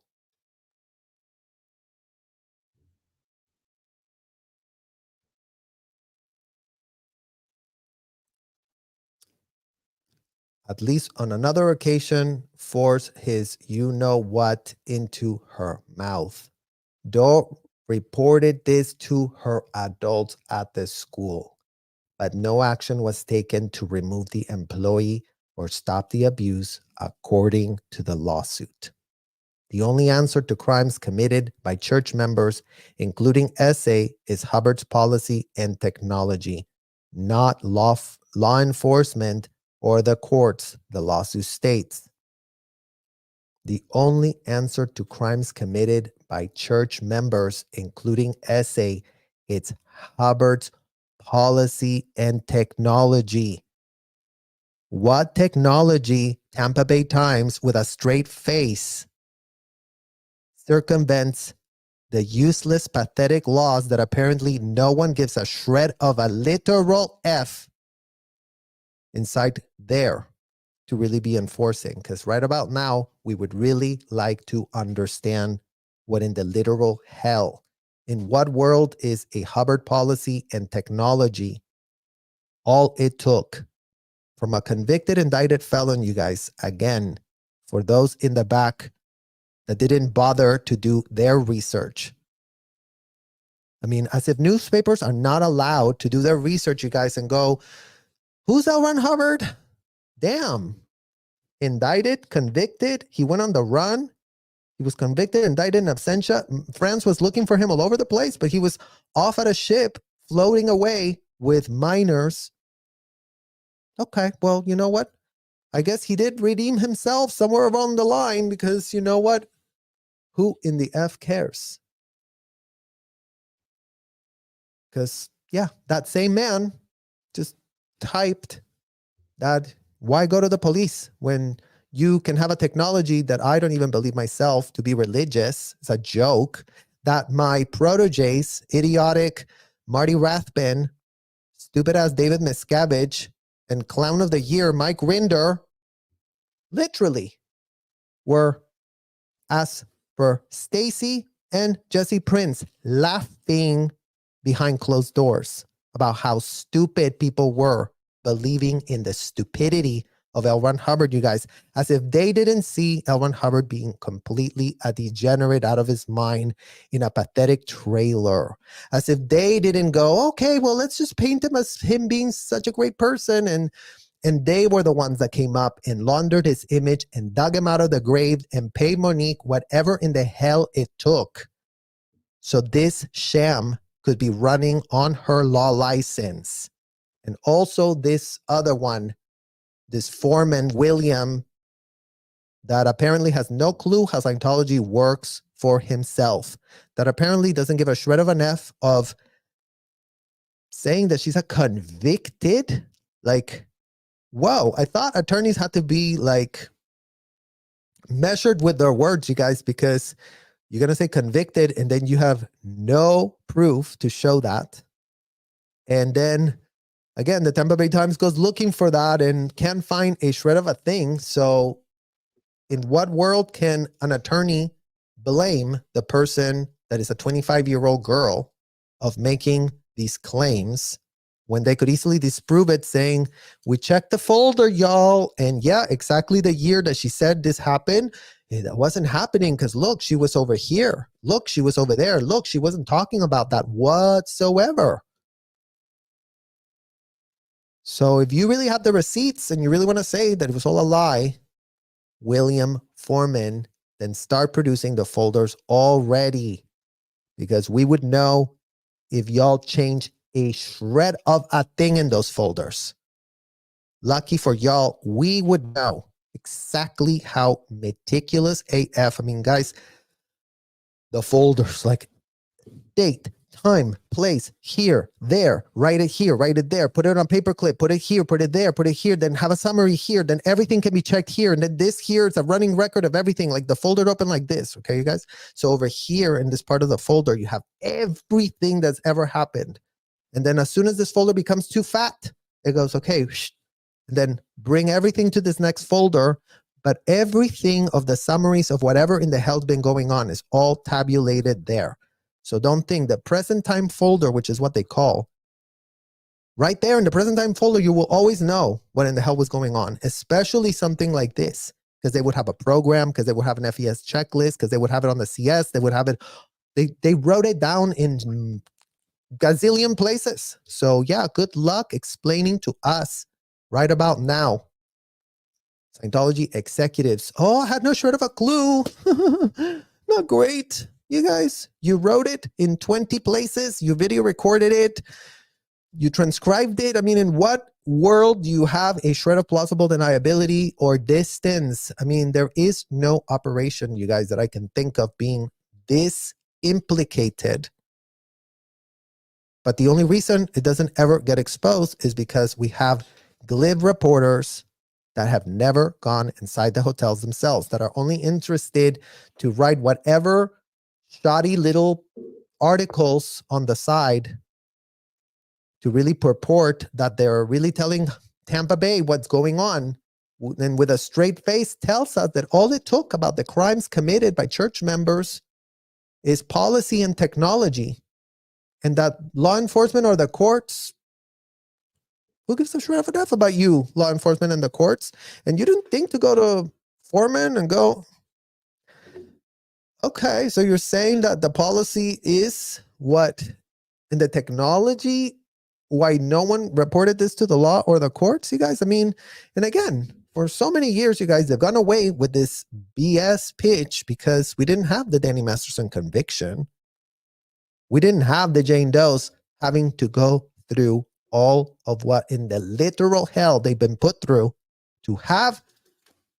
Okay, you guys, in all of the 70 years of Scientology, we finally have one perpetrator being held accountable. I mean, one.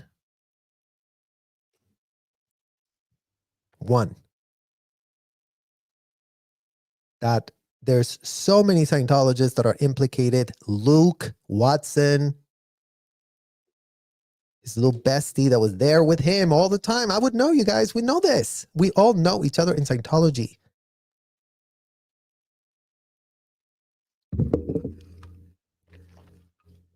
But yeah, Luke Watson heard all about the ethics cycle of his best friend. Ben Shulman, all about his ethics cycle with his best friend. They all told each other what the ethics cycle was. That's what I want. Did you know that he's doing an ethics cycle? Oh yeah, he's doing an ethics cycle. Why is he doing an ethics? Oh, because he went out 2D. Oh, okay. That's all it took for them to tell each other what in the hell took place there. Oh, out 2D. Oh, got it. Well, what kind of out 2D? Oh, it was very extreme out 2D, very out ethics, you know, very unbecoming of a real Scientologist. Oh yeah, we would never want to be like that. I mean, we have the technology, but you know, no. So, but just like that, apparently Hubbard, indicted, convicted felon that he is, did write letters to his proteges, and all of a sudden the courts and law enforcement couldn't be more irrelevant. Hubbard's policies rolled out following the formation of the Church of Scientology in 1953 teach it is a high crime to report a Scientologist to law enforcement. Woo.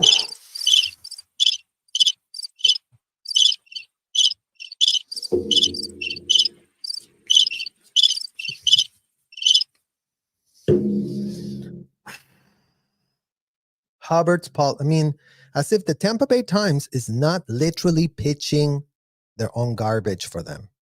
Not great, you guys. Oh yeah, Hubbard's policies rolled out during the formation of the church in 1953 when L. Ron Hubbard pulled it out of his literal ass and said, oh, you know what would be a very bad idea?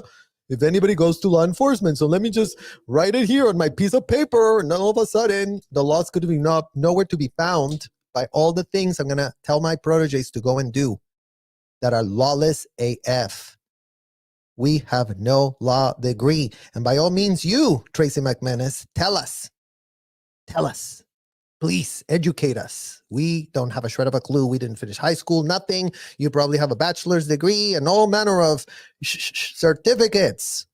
Well, you know what? Use your certificates to really put up a little statement for yourself about how policies written by a convicted, indicted felon, not at the time. Maybe that's what it is, you guys. Oh my God. Never thought about that. Maybe in 1953, he wasn't a convicted, indicted felon yet. So if he wasn't convicted and indicted in 53, then he must have had a great idea that he did pull out of his ass. But at least he wasn't convicted and indicted. So credit when it's due, guys. 1953, L. Ron Hubbard wasn't a convicted, indicted felon yet. The law had not caught up to him. Never mind that the law never caught up.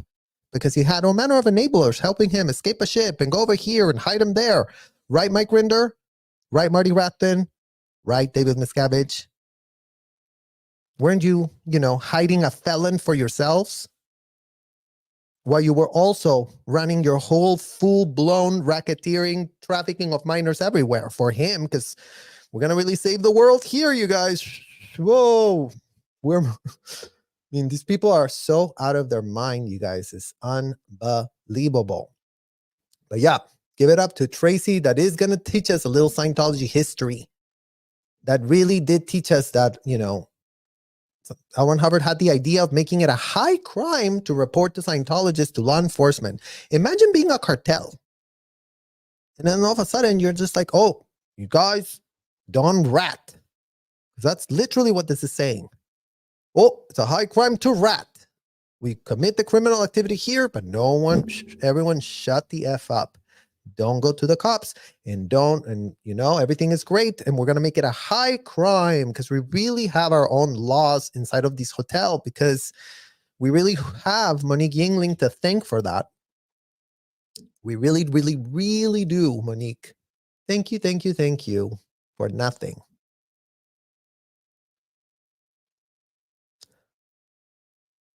Phones with certain church facilities are incapable of dialing 911 according to the lawsuit.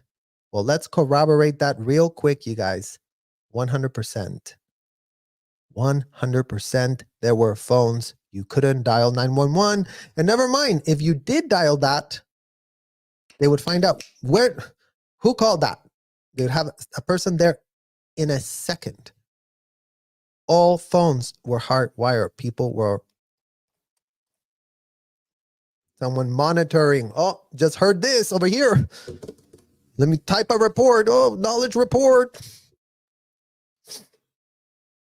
911's about to come. Hide the kids. Clean it up. Sanitize it. Call Kathy True, Mike Rinder's protege. Kathy, 911's coming. We really need advice on how to... Oh, hi, Clearwater Police. Yeah, welcome. Oh, yeah, somebody called. Oh, it must have been a mistake. The skits these days. Here's your fruit basket. Enjoy. Right, Kathy True? Nothing like fruit baskets from OSA, you guys. What it took to compromise all these law enforcement people. Because every week we've been told they do these big ass fancy best apples in the world, you guys, from David's Fruit or whatever the hell, some sort of luxurious. Never mind that we had none of that. None of the kids got any of that because we were just turds at the bottom of the slave pole. But the Clearwater Police did get a bunch of really amazing fruit baskets for themselves. So at age 11, you guys. So really do put that in your notes. age 11, Doe was sent by Scientology to live in Caracas, Venezuela without her parents. Without her parents. Without her parents.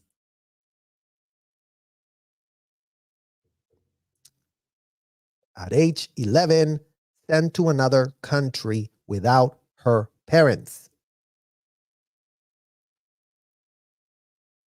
Is that trafficking or is that trafficking, you guys?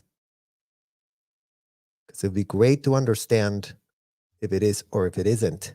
Sending a minor of 11 years to another country without her parents.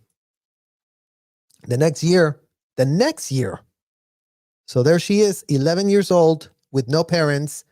And then the next year, she got assaulted by the son of a high-ranking Scientologist, another one of these executives at the Caracas org, a church facility, according to the complaint. Isn't that great, you guys? All it takes is for these people to call it a church facility.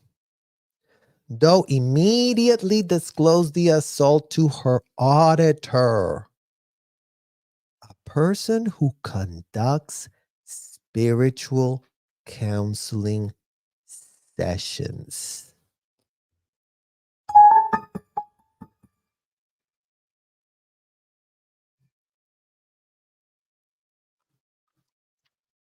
You guys, I'm sorry, this video is making me more mad than usual. More MF mad than usual. Because, yeah, here you have literal collaboration about what we've been saying all along. We were supposed to disclose everything to our auditors. Our auditors were really going to figure out some way to float our needle, some way for us to forget what in the hell type of criminal act was perpetrated on us, that we're really going to blame ourselves, because that makes a lot of sense, right, guys? The 11-year-old gets assaulted, gets sent out of the country, and all of a sudden, you know, in a church facility, it happened. So I guess she was having a religious experience for herself, right, Tracy? And she was also having a very spiritual counseling when a felony perpetrated on her was being discussed with a so-called auditor, the so-called random person that completed a 2-week course inside of that commercial building in Caracas, you guys, that grabbed the Jane Doe, the Jane Doe, that listened to the Jane Doe, that wrote down exactly what in the hell Jane Doe was saying. So again, William, who in the hell is the liar here? And if by all means you really want to say it's the Jane Doe, well, produce the MF folder. Produce it. Because when she was 11 there at that Caracas org, she was already telling the auditor. And if you want to say, oh, that couldn't have ever happened, then you don't know who in the hell is your client. So go find out who in the hell is your client next time you go cash your check, to really defend and to really represent what in the hell your client does behind closed doors, because you apparently couldn't be more clueless, or you also don't give a shred of an F about your own law license. You give no shred of an F.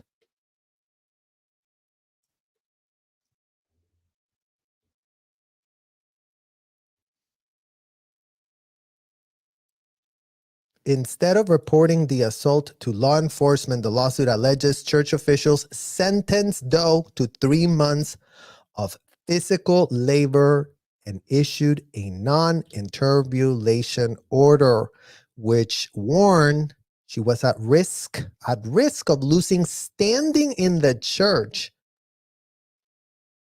for pulling in, you guys. Again, Tracy, with your quotes that couldn't be more pathetically incorrect. I mean, at least get that right. It's pulling in, not bringing in, quote. There's no bringing in something in Scientology. They tell you, you pulled it. You didn't bring it, pulled it, grabbed it. Sexual assault, come here, because 10 lifetimes ago, I must have really done something to somebody. And that's the level of cognitive dissonance that as kids we had, you guys. And yes, you see me be pressed right now. You see me be angry AF. Because in what world can somebody not be angry as we're sitting here reading from the Tampa Bay Times how these people are operating these hotels? But apparently everyone in Tampa Bay Times read the same article and thinks, isn't that fantastic that, church in hotels, 11-year-olds disappearing to Caracas.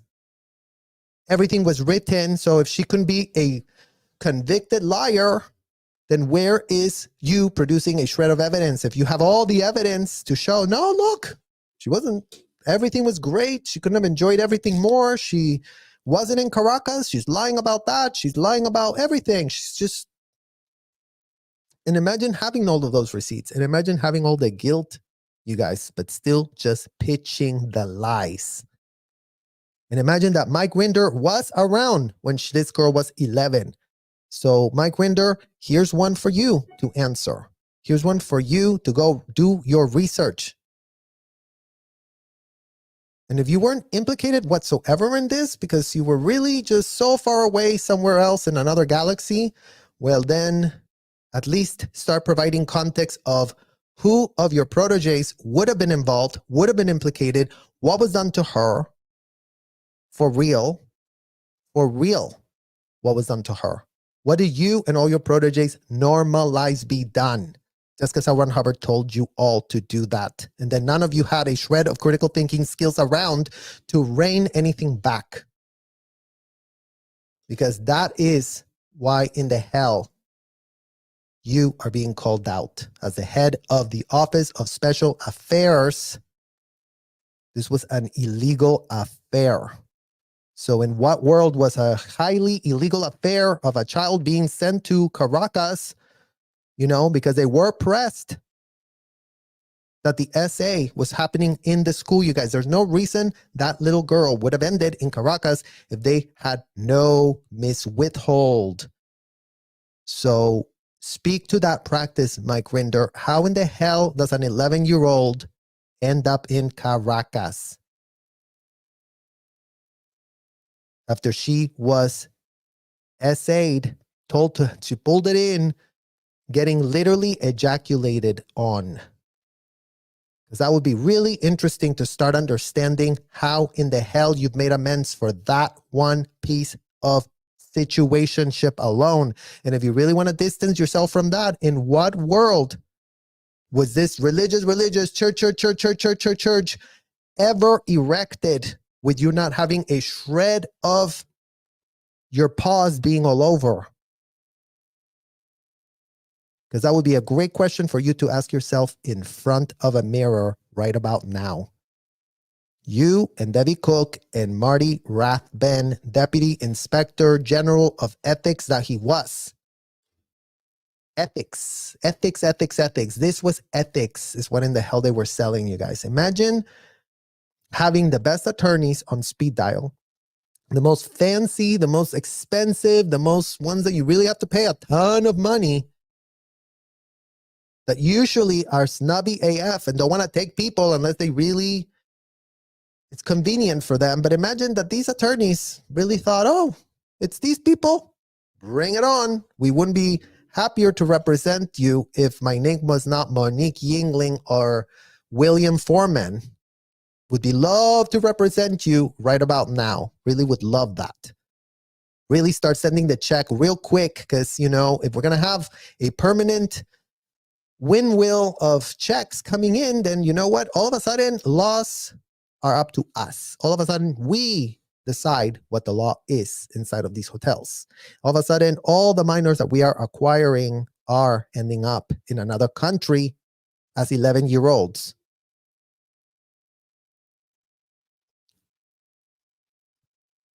So yeah, though 3 months of physical labor, you guys, issued a non-interbulation order. You're interbulating is what they would tell the kid. You're interbulating. You're literally bringing toxicity. You couldn't be more toxic. You couldn't be, literally you're on your last leg out of losing the standing that you have. And again, you guys, this is not hyperbole. This is not like, oh, that is what in the hell a non-interpolation order is called.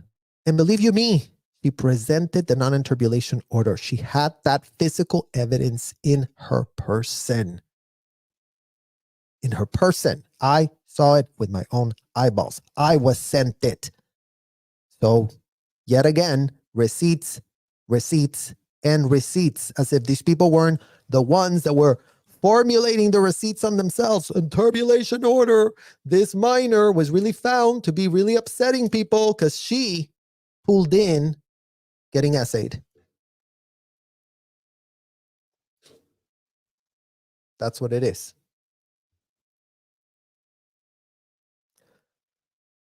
One who suffers essay, whether adult or child, is assumed to have done something to incite or invite such abuse.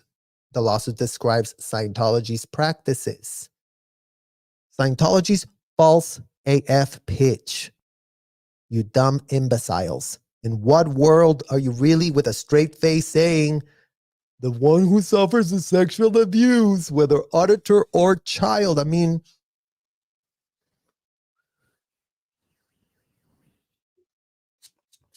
again, you guys, it really is infuriating and is so triggering. And I'm just acknowledging what in the hell the feeling is to see the betrayal in black and white right here, all these years later, with these reporters just, okay, well, it really did say that. We really are very in the middle here at the Tampa Bay Times because we don't do a shred of due diligence. We don't take it up on ourselves to give a shred of pushback, whatever BS these lawyers write. We're so pressed to even just have something on the record that will go with that. As long as we put it out and we make money, then money. Our 501c, Tampa Bay Times, money. Launder the image of all of those executives. They widen the Tampa Bay Times. Thomas E. Tobin, that, Debbie Cook, Marty Rathbun, and Mike Rinder couldn't love him anymore because he really did help them launder their image. Hey, did this ever happen? Hey, can you really speak to this? Hey, was this really a practice? No. Apparently, very, very hard for them to pick up the phone again. After apparently, they did do each other a real solid, as if we haven't been told ad nauseum how revolutionary the truth rundown is. Tampa Bay Times, the truth rundown, you guys. We're really going to give you the whole truth here. And then, no matter how much the truth supposedly has been exposed, you guys, then how in the hell do we have this? How in the hell do we have this is what we really need to start understanding right about now. How do we have these level of allegations happening to minors if the whole truth has been really exposed and there's nothing else to check in? After her labor sentence, she was then sent back to Clearwater at age 14. 3 years she was disappeared out of the United States. The Clearwater police is well informed of this situationship, you guys. And apparently no criminal charges were to be brought, is what in the hell that Clearwater police, disgusting captain of police, really decided to do himself. So yeah, there she goes from Caracas to the Sea Org. Isn't that great, you guys? Because guess what that means too? Oh, she disappeared out of society again. Oh, this was the little girl that really had a problem in kindergarten. Then we sent her to Caracas and then another problem there. So let's just disappear into Debbie Cook's hotel because then we will be very, very safe. Crisis Management 101 OSA for you. So yeah, Mike Rinder, you were there during this time. This all happened under your watch. Whether you watched it or not, we don't know. We don't have that receipt. We're not making that allegation, but it was under your watch. It was under you being the dog of something, the watchdog something, whatever, OSA, whatever. high ranking, very, very high, couldn't be literally touching the sky. These people were high AF, you guys, on their own fumes. And here you go with Tracy giving us the sanitized pitch. Oh, yeah, at the age 14, she joined the Sea Org, the church's clergy-like workforce. Clergy-like. Do you see what I mean, you guys? Like, these people are so lazy that they just literally sit there and say, so how should we pitch this clergy-like? Little clergy this, little clergy that, just kind of like that, right? Because it's kind of clergy. Kind of like, yeah, nuns really do. Yeah, we have a lot of 14-year-old nuns running around everywhere, right? We have all manner of 14-year-olds really doing a lot of religious activities. And in what type of religions can you find this, you guys? Literally. So there she was in the clergy-like workforce where members sign $1 billion contracts to work an average of 100-hour week for little to no wages. So your children are separated from their parents and assigned a guardian, which was a bullshit guardian, you guys. I would know. I got assigned a BS guardian. Oh, that's going to be your guardian. Then I don't even know who in the hell the guardian was. I remember something about when I was first being brought in, my passport being handed over, my ID being handed over, like everything. My parents going like, hey, bye-bye, have a great time at the hotel. Really do save the world for yourself. Really do work to save the world. And then all of a sudden, oh yeah, this one's going to be your guardian. Okay, I didn't even know what in the hell a guardian was. But there was nothing about a guardian. I don't even know. I never spoke to a guardian. I just remember something about like the guardian, something about a guardian. And then I have no idea because no one was looking out for us inside of those hotels. Guardians or otherwise, no one gave a shred of an F.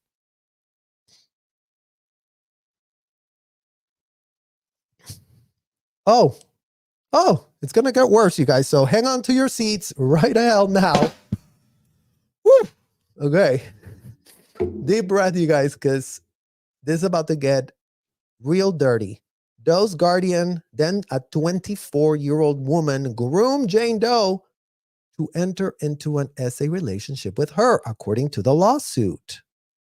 Isn't that great, you guys? As a child, Doe could not understand the consequences of her actions and could not consent to S relationship, the lawsuit states.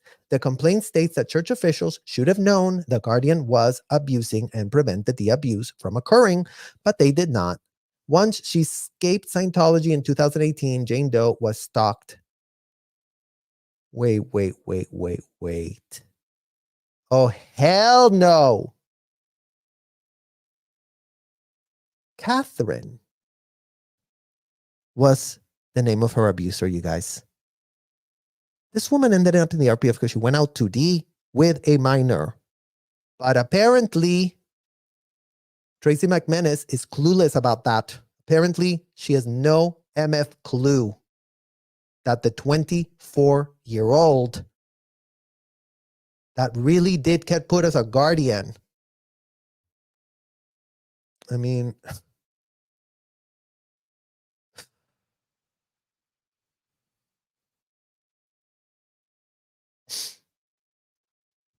so yeah, that means they found out. Debbie Cook found out. Debbie Cook sent Catherine to the RPF for having this out 2D. Remember, out 2D is their code name so that they wouldn't ever call it what in the hell it was. So that they could all really, code name it so that they could really hide it in their conscience. Because apparently L. Ron Hubbard telling him to call it that is all it took for these MFers to normalize this at an industrial size scale. Once she escaped Scientology in 2018, Jane Doe was stalked, harassed, and followed by church officials. Tactics that went beyond all bounds of decency, and the conduct was shocking, atrocious, and utterly intolerable in a civilized community. The lawsuit stresses the alleged culpability of Ms. Scavage, Scientology's leader, who took over the organization following Hubbard's death in 1986. It describes the Sea Org structure as a human trafficking scheme for benefits miscavige financially. BS. More BS. When are these people going to stop pitching utter complete BS, you guys? And I would know. I know this Jane Doe from when we were kids. I know her family. I know her mother. I know a lot about her. I know this Catherine that was her abuser, that groomed her, that ended up in the RPF because we were all told. It's a big flop, you guys. Oh, yeah, Catherine's a lesbian. She's going to go to the RPF. Oh, my God. Did you find out? Oh, my God. Really? Who did she go out to eat with? Oh, and where's the... So the minor got offloaded. You see what I'm saying?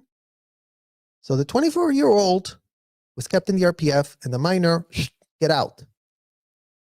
You couldn't be more degraded. You couldn't be more useless. We've tried with you. And it's all your fault. And you pulled this all in and you are doing this to us. But none of that is there. Church officials have made billions of the backs of men, women, and children who are trafficked and forced to work 100-hour weeks. And again, you guys, it's rich that even the Tampa Bay Times is lumping us all in. So don't just think it was the parents. Here's the Tampa Bay Times lumping men, women, and children all in the same bucket, making this place billions because we also consented, Tracy McManus, because we also got implicated, because we are just like the men and the women that are making all this money. And it's just the same thing, you know? It's like everybody was abused inside of that hotel search. Chill. Like everybody was abused. Doesn't matter if you're a minor, doesn't matter if you were 12, doesn't matter if you were 11, doesn't matter if you were 15. You just, like every adult in here, like all of them getting abused in a cult. But you know what? It is very religious. What in the hell's going on in there? It is really, very, very religious. So just, this is America. Like, what did you think? We have freedom of religion. And that means you can literally wipe your literal, with the Constitution. If you live in Clearwater, Florida, that is available for you to do, you guys. That is available. You can send an 11-year-old to another country and nobody gives a shred of an F. And, the Tampa Bay Times will pitch, have made billions of the back of men, women, and children who are trafficked and forced to work. Those men and women did have a shred of consent, had a capacity to understand that. Not saying they're not trafficked. I'm not saying what their situationship is. I couldn't give a shit less what these people were thinking when they signed, and I would know them, you guys. It's not like these weren't 35-year-olds. It's not like they're 40 years old, 50 years old. It's not like they weren't our mentors there. Oh yeah, this is great, you guys. This is so great what we're doing. Stay here.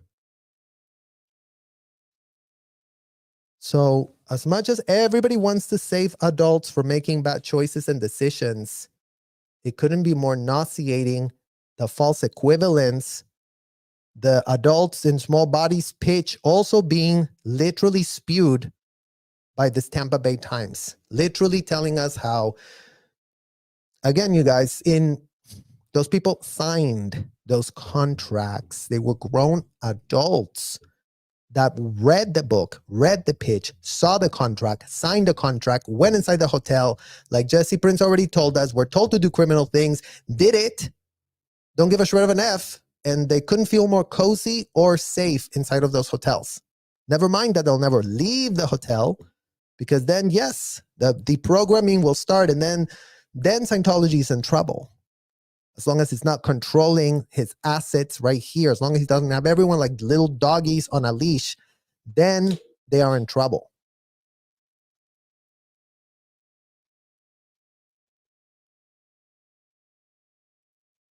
The complaint alleges that child Sea Org members like Jane Doe had their food rationed and are subjected to hard labor like asbestos removal and construction. Yes, you guys, I was part of those things as well. So corroborating there too. Asbestos Debbie Cook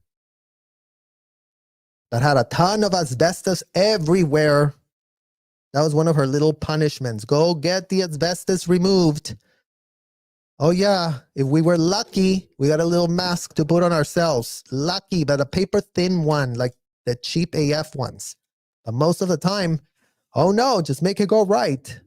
Breathe the fumes. It's your fault. Why did you go out ethics? Asbestos removal and construction as minors. Let the record show. I was doing asbestos removal for Debbie Cook inside the hole at the RPF for weeks and weeks and weeks and weeks on end. Fiberglass, asbestos, and all manner of disgusting toxic shit that I had no shred of a clue what in the hell I was doing, you guys. I was just like, you were just told, clean it up. It's your fault. Clean it. That's your job. You have to be here for the next 10 hours and you're not leaving. You can't go anywhere. Like, where do you think you're going? That's your job. You refusing to do your job? Children are deprived of proper education. No shit. Children are deprived of zero shred of guardrails of common sense, too. Tracy McManus, in case you are too compromised to connect a shred of a dot, in case that is happening in your brain. Any child or adult who flees or speaks negatively about the church is subject to shunning by parents, relatives, and friends through Scientology's disconnection policy. Not great, you guys, that all of us as children, that even if we wanted to flee, even if we wanted to speak negatively, these adults' foot were on our neck not to speak. That was programmed into us. Literally programmed. Don't speak against the adults. Don't speak against the executives. They couldn't be more important. Yeah. And y'all couldn't be more important to the FBI. All of you executives that literally had an 11-year-old, literally you guys transferring her all over. Go to Caracas, 3 years. We'll see you soon when the statutes of limitations and things calm down here. Imagine how hot that investigation had to be for an idiotic police department like the Clearwater Police that literally won't investigate anything. But, this one was, that's what it is, you guys. It's crisis management. They take every case. This could be really a problem. So really disappear them out of the country. When they feel pressed like that, they're just like, no. Gotta go. Gotta take them out of the country, send them somewhere else. The parents are not there. Well, find someone there that will take her. And don't bother me with the details. Just go and do it. Make it go right. Do what in the hell we're telling you to do. And that's how the executive gets the junior to commit the crime.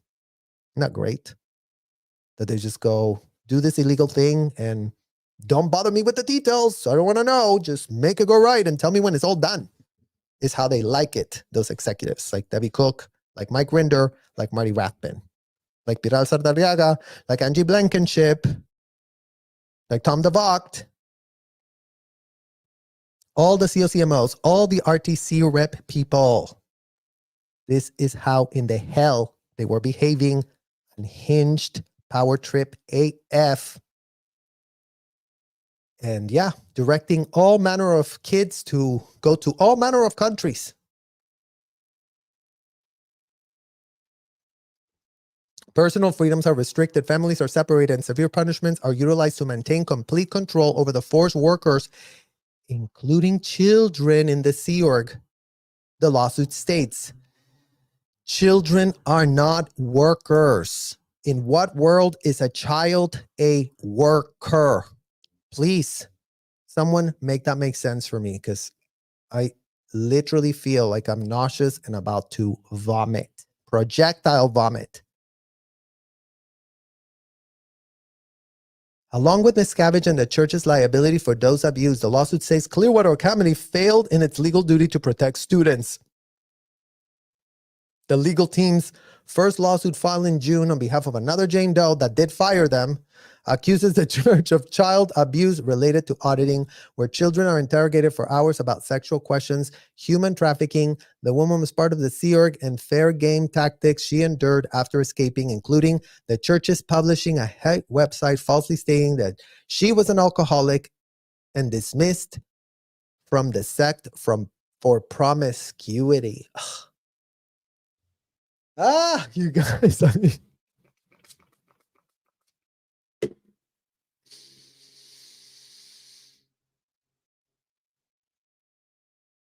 promiscuity. Another Jane Doe, child abuse related to auditing. As we have told you guys, auditing is the abuse. Getting locked up against your will is the abuse. That's the abuse. You cannot leave. You cannot go anywhere. You're locked against your will. They're asking you disgusting questions. They're all deranged out of their minds. Like robots, like zombies. Your auditor is just a zombie. I was a zombie when I was there. You only can be rote. I'll repeat the auditing question. Has a whistle been missed? Take another look. Take another look. What are you looking at? What are you looking at? I'm going to check another question. And you just go, they just had us be these like drones that spat out whatever in the hell L. Ron Hubbard said you had to do whenever in the hell they were having you do something inside of those disgusting audits. So let's make sure that that's very, very clear. The second lawsuit was filed in August against Scientology and Miscavige actor Danny Masterson on behalf of 4 women who alleged they are by Masterson a parishioner after they reported the rapes to LA in 2016 and 17. The lawsuit states Scientology unleashed a campaign of terror to intimidate the accusers. And sorry about this, you guys, but I have to open the door. Somebody just arrived. 1 second, okay?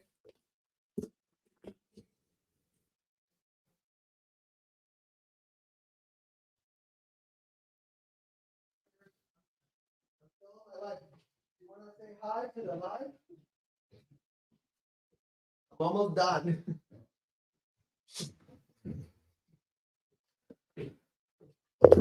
No, not pizza, Willie. Okay, go ahead. No. No, guys, we have a very special guest that is joining us for some art, Mr. Serge Oblinski. So good thing we're almost done. Good thing we're almost done, you guys. Okay, so Ken said that he expects his team to file numerous complaints this year against Scientology relating to alleged victims of child abuse, human trafficking, and harassment.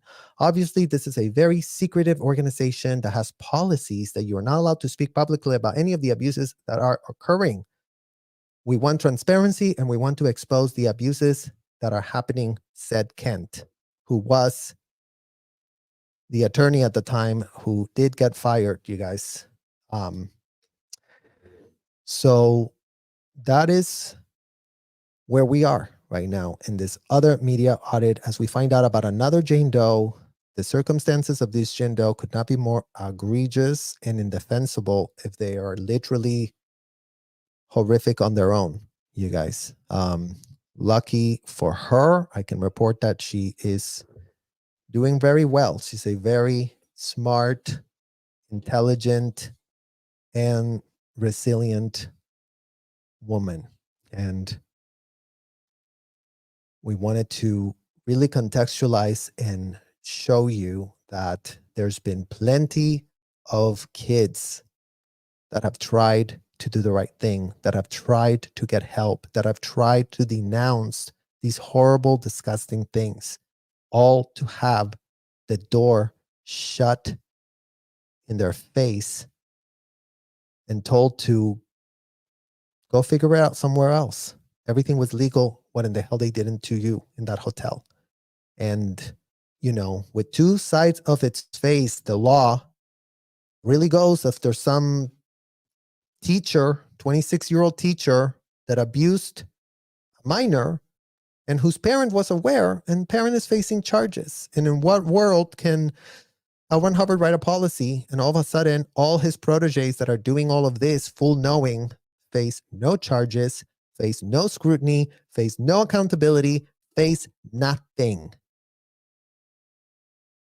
Because that is what is being questioned. In what world are we living in a corrupt AF world, you guys? That's what in the hell we are living. And here you go with giving it up to the Tampa Bay Times, who has been the go-to newspaper to really find out about Scientology. So we are really, really wondering what in the hell. So let's go through some super chats, you guys, and then I'm going to do some other stuff. Your healing is showing, Serge. Prayers for you. Oh, thank you, Mary. Question, Eve. Did Sterling called you already? He seemed sincere to me in his latest live stream. No. There's been no phone call or address of anything, you guys. So don't got anything else to report. John B. Debot. With the number of outrage growing and cops doing squat time for ballots propositions for no kids in those hotels in Cali and Florida, anti-apartheid style boycotts of law professional firms that work with and whitewash the cult. Thank you, John. That's a very, very good point. It's the enablers who are the problem, you guys. And at the end of the day, as much as we do know that the co-founders of this disgusting scheme were David Miscavige, Marty Rathbun, and Mike Rinder, co-founders, high school dropouts, trafficked by L. Ron Hubbard himself, proteges of L. Ron Hubbard themselves, you guys. That is what type of card life dealt them. They said, oh, you're going to be a protege of L. Ron Hubbard. Thank God I wasn't one of them, you guys, because this could have happened to anyone who was in the radius of L. Ron Hubbard. Could have happened to anybody. So we'll give him that grace. But it happened to you, Mike Rinder. And it happened to you, Marty Rathbun. And it happened to you, David Miscavige. And you clowns went and resuscitated L. Ron Hubbard from his grave. Y'all could have been incredible executives. There's no doubt that y'all could have been incredible executives in your own merit, making millions, doing whatever in the hell you could have been doing that wasn't hurting and trafficking kids at an industrial size scale, because that would have been a great idea for you to use your time in a better way than literally having what we have today, which is no accountability. You know, everybody plays dumb as long as, you know, the word church is written on a thing, and it couldn't be more of a church, and we can't criticize a shred of a thing when all the common sense dictates otherwise. Otherwise, what kind of lawlessness is going on? Because then that's our next question. If this is what it is, then what in the literal hell are we all paying for the cops? Like John is saying, like, you know, we've got here kids in these hotels. We do know that there's still trafficking of minors going on, both in California and Florida. Blue and red issue AF, bipartisan AF. Both of them with literal blood dropping down their hands. So one day at a time, you guys. One day at a time. Thank you, John, for your super sticker. I really appreciate it. So I think that we've learned a lot, you guys. Keep your questions coming. Put it in the comments. Whatever you need to question, show your support for the Jane Does. When this Jane Doe feels it's the right time to speak, she will speak. And we're speaking to a lot more kids that are feeling that they are going to be able to have the courage to come and speak about their abuse. And that is the good news, because the good news is that the literal dam has broken. And the more they see themselves represented and cared for and empowered, the more that hotel from literal hell is going to have a really hard time operating with impunity, with full sheer impunity is what in the hell is called, you guys. So we're questioning, why are these hotels operating with full impunity, with all executives full knowing, with all of them being fully implicated just because, you know, L. Ron Hubbard told them something, and, you know, they really have to do something there. So I think that's all for the questions, you guys. And I am going to go. Serge and I are working on some art project, and I'll be telling you guys more about that. It's very, very cool. And power lies to paralyze, the golden age of reckoning. And that is what we're calling it today. You guys, the golden age of reckoning is here. The golden age of tech is shredded. Golden age of tech was a bunch of BS, pathetic clownery. So the clownery is done. And that's the reckoning. That's all that's needed. Clownery has been officially canceled. Canceled all clownery. And we need to start making sense of the facts, because that is what we deserve: truth and transparency and accountability. And then all manner of forgiveness will happen when no more kids are being abused inside of those hotels. When there's no more kids in Scientology, we will stop speaking. But until then, we will continue putting our literal foot, our literal 6-inch heel on their throat. An 11-year-old was transported to Caracas. If that doesn't make you nauseous AF, then I don't know what type of humanity anybody has left for themselves. You guys, literally, like, common sense. So thank you guys all for tuning in. We'll continue asking questions, and I will see you all extremely soon. Thank you for everyone in the chat. Thank you to our great mods. Thank you to all of you. I will see you soon, Power Surgers. Bye-bye.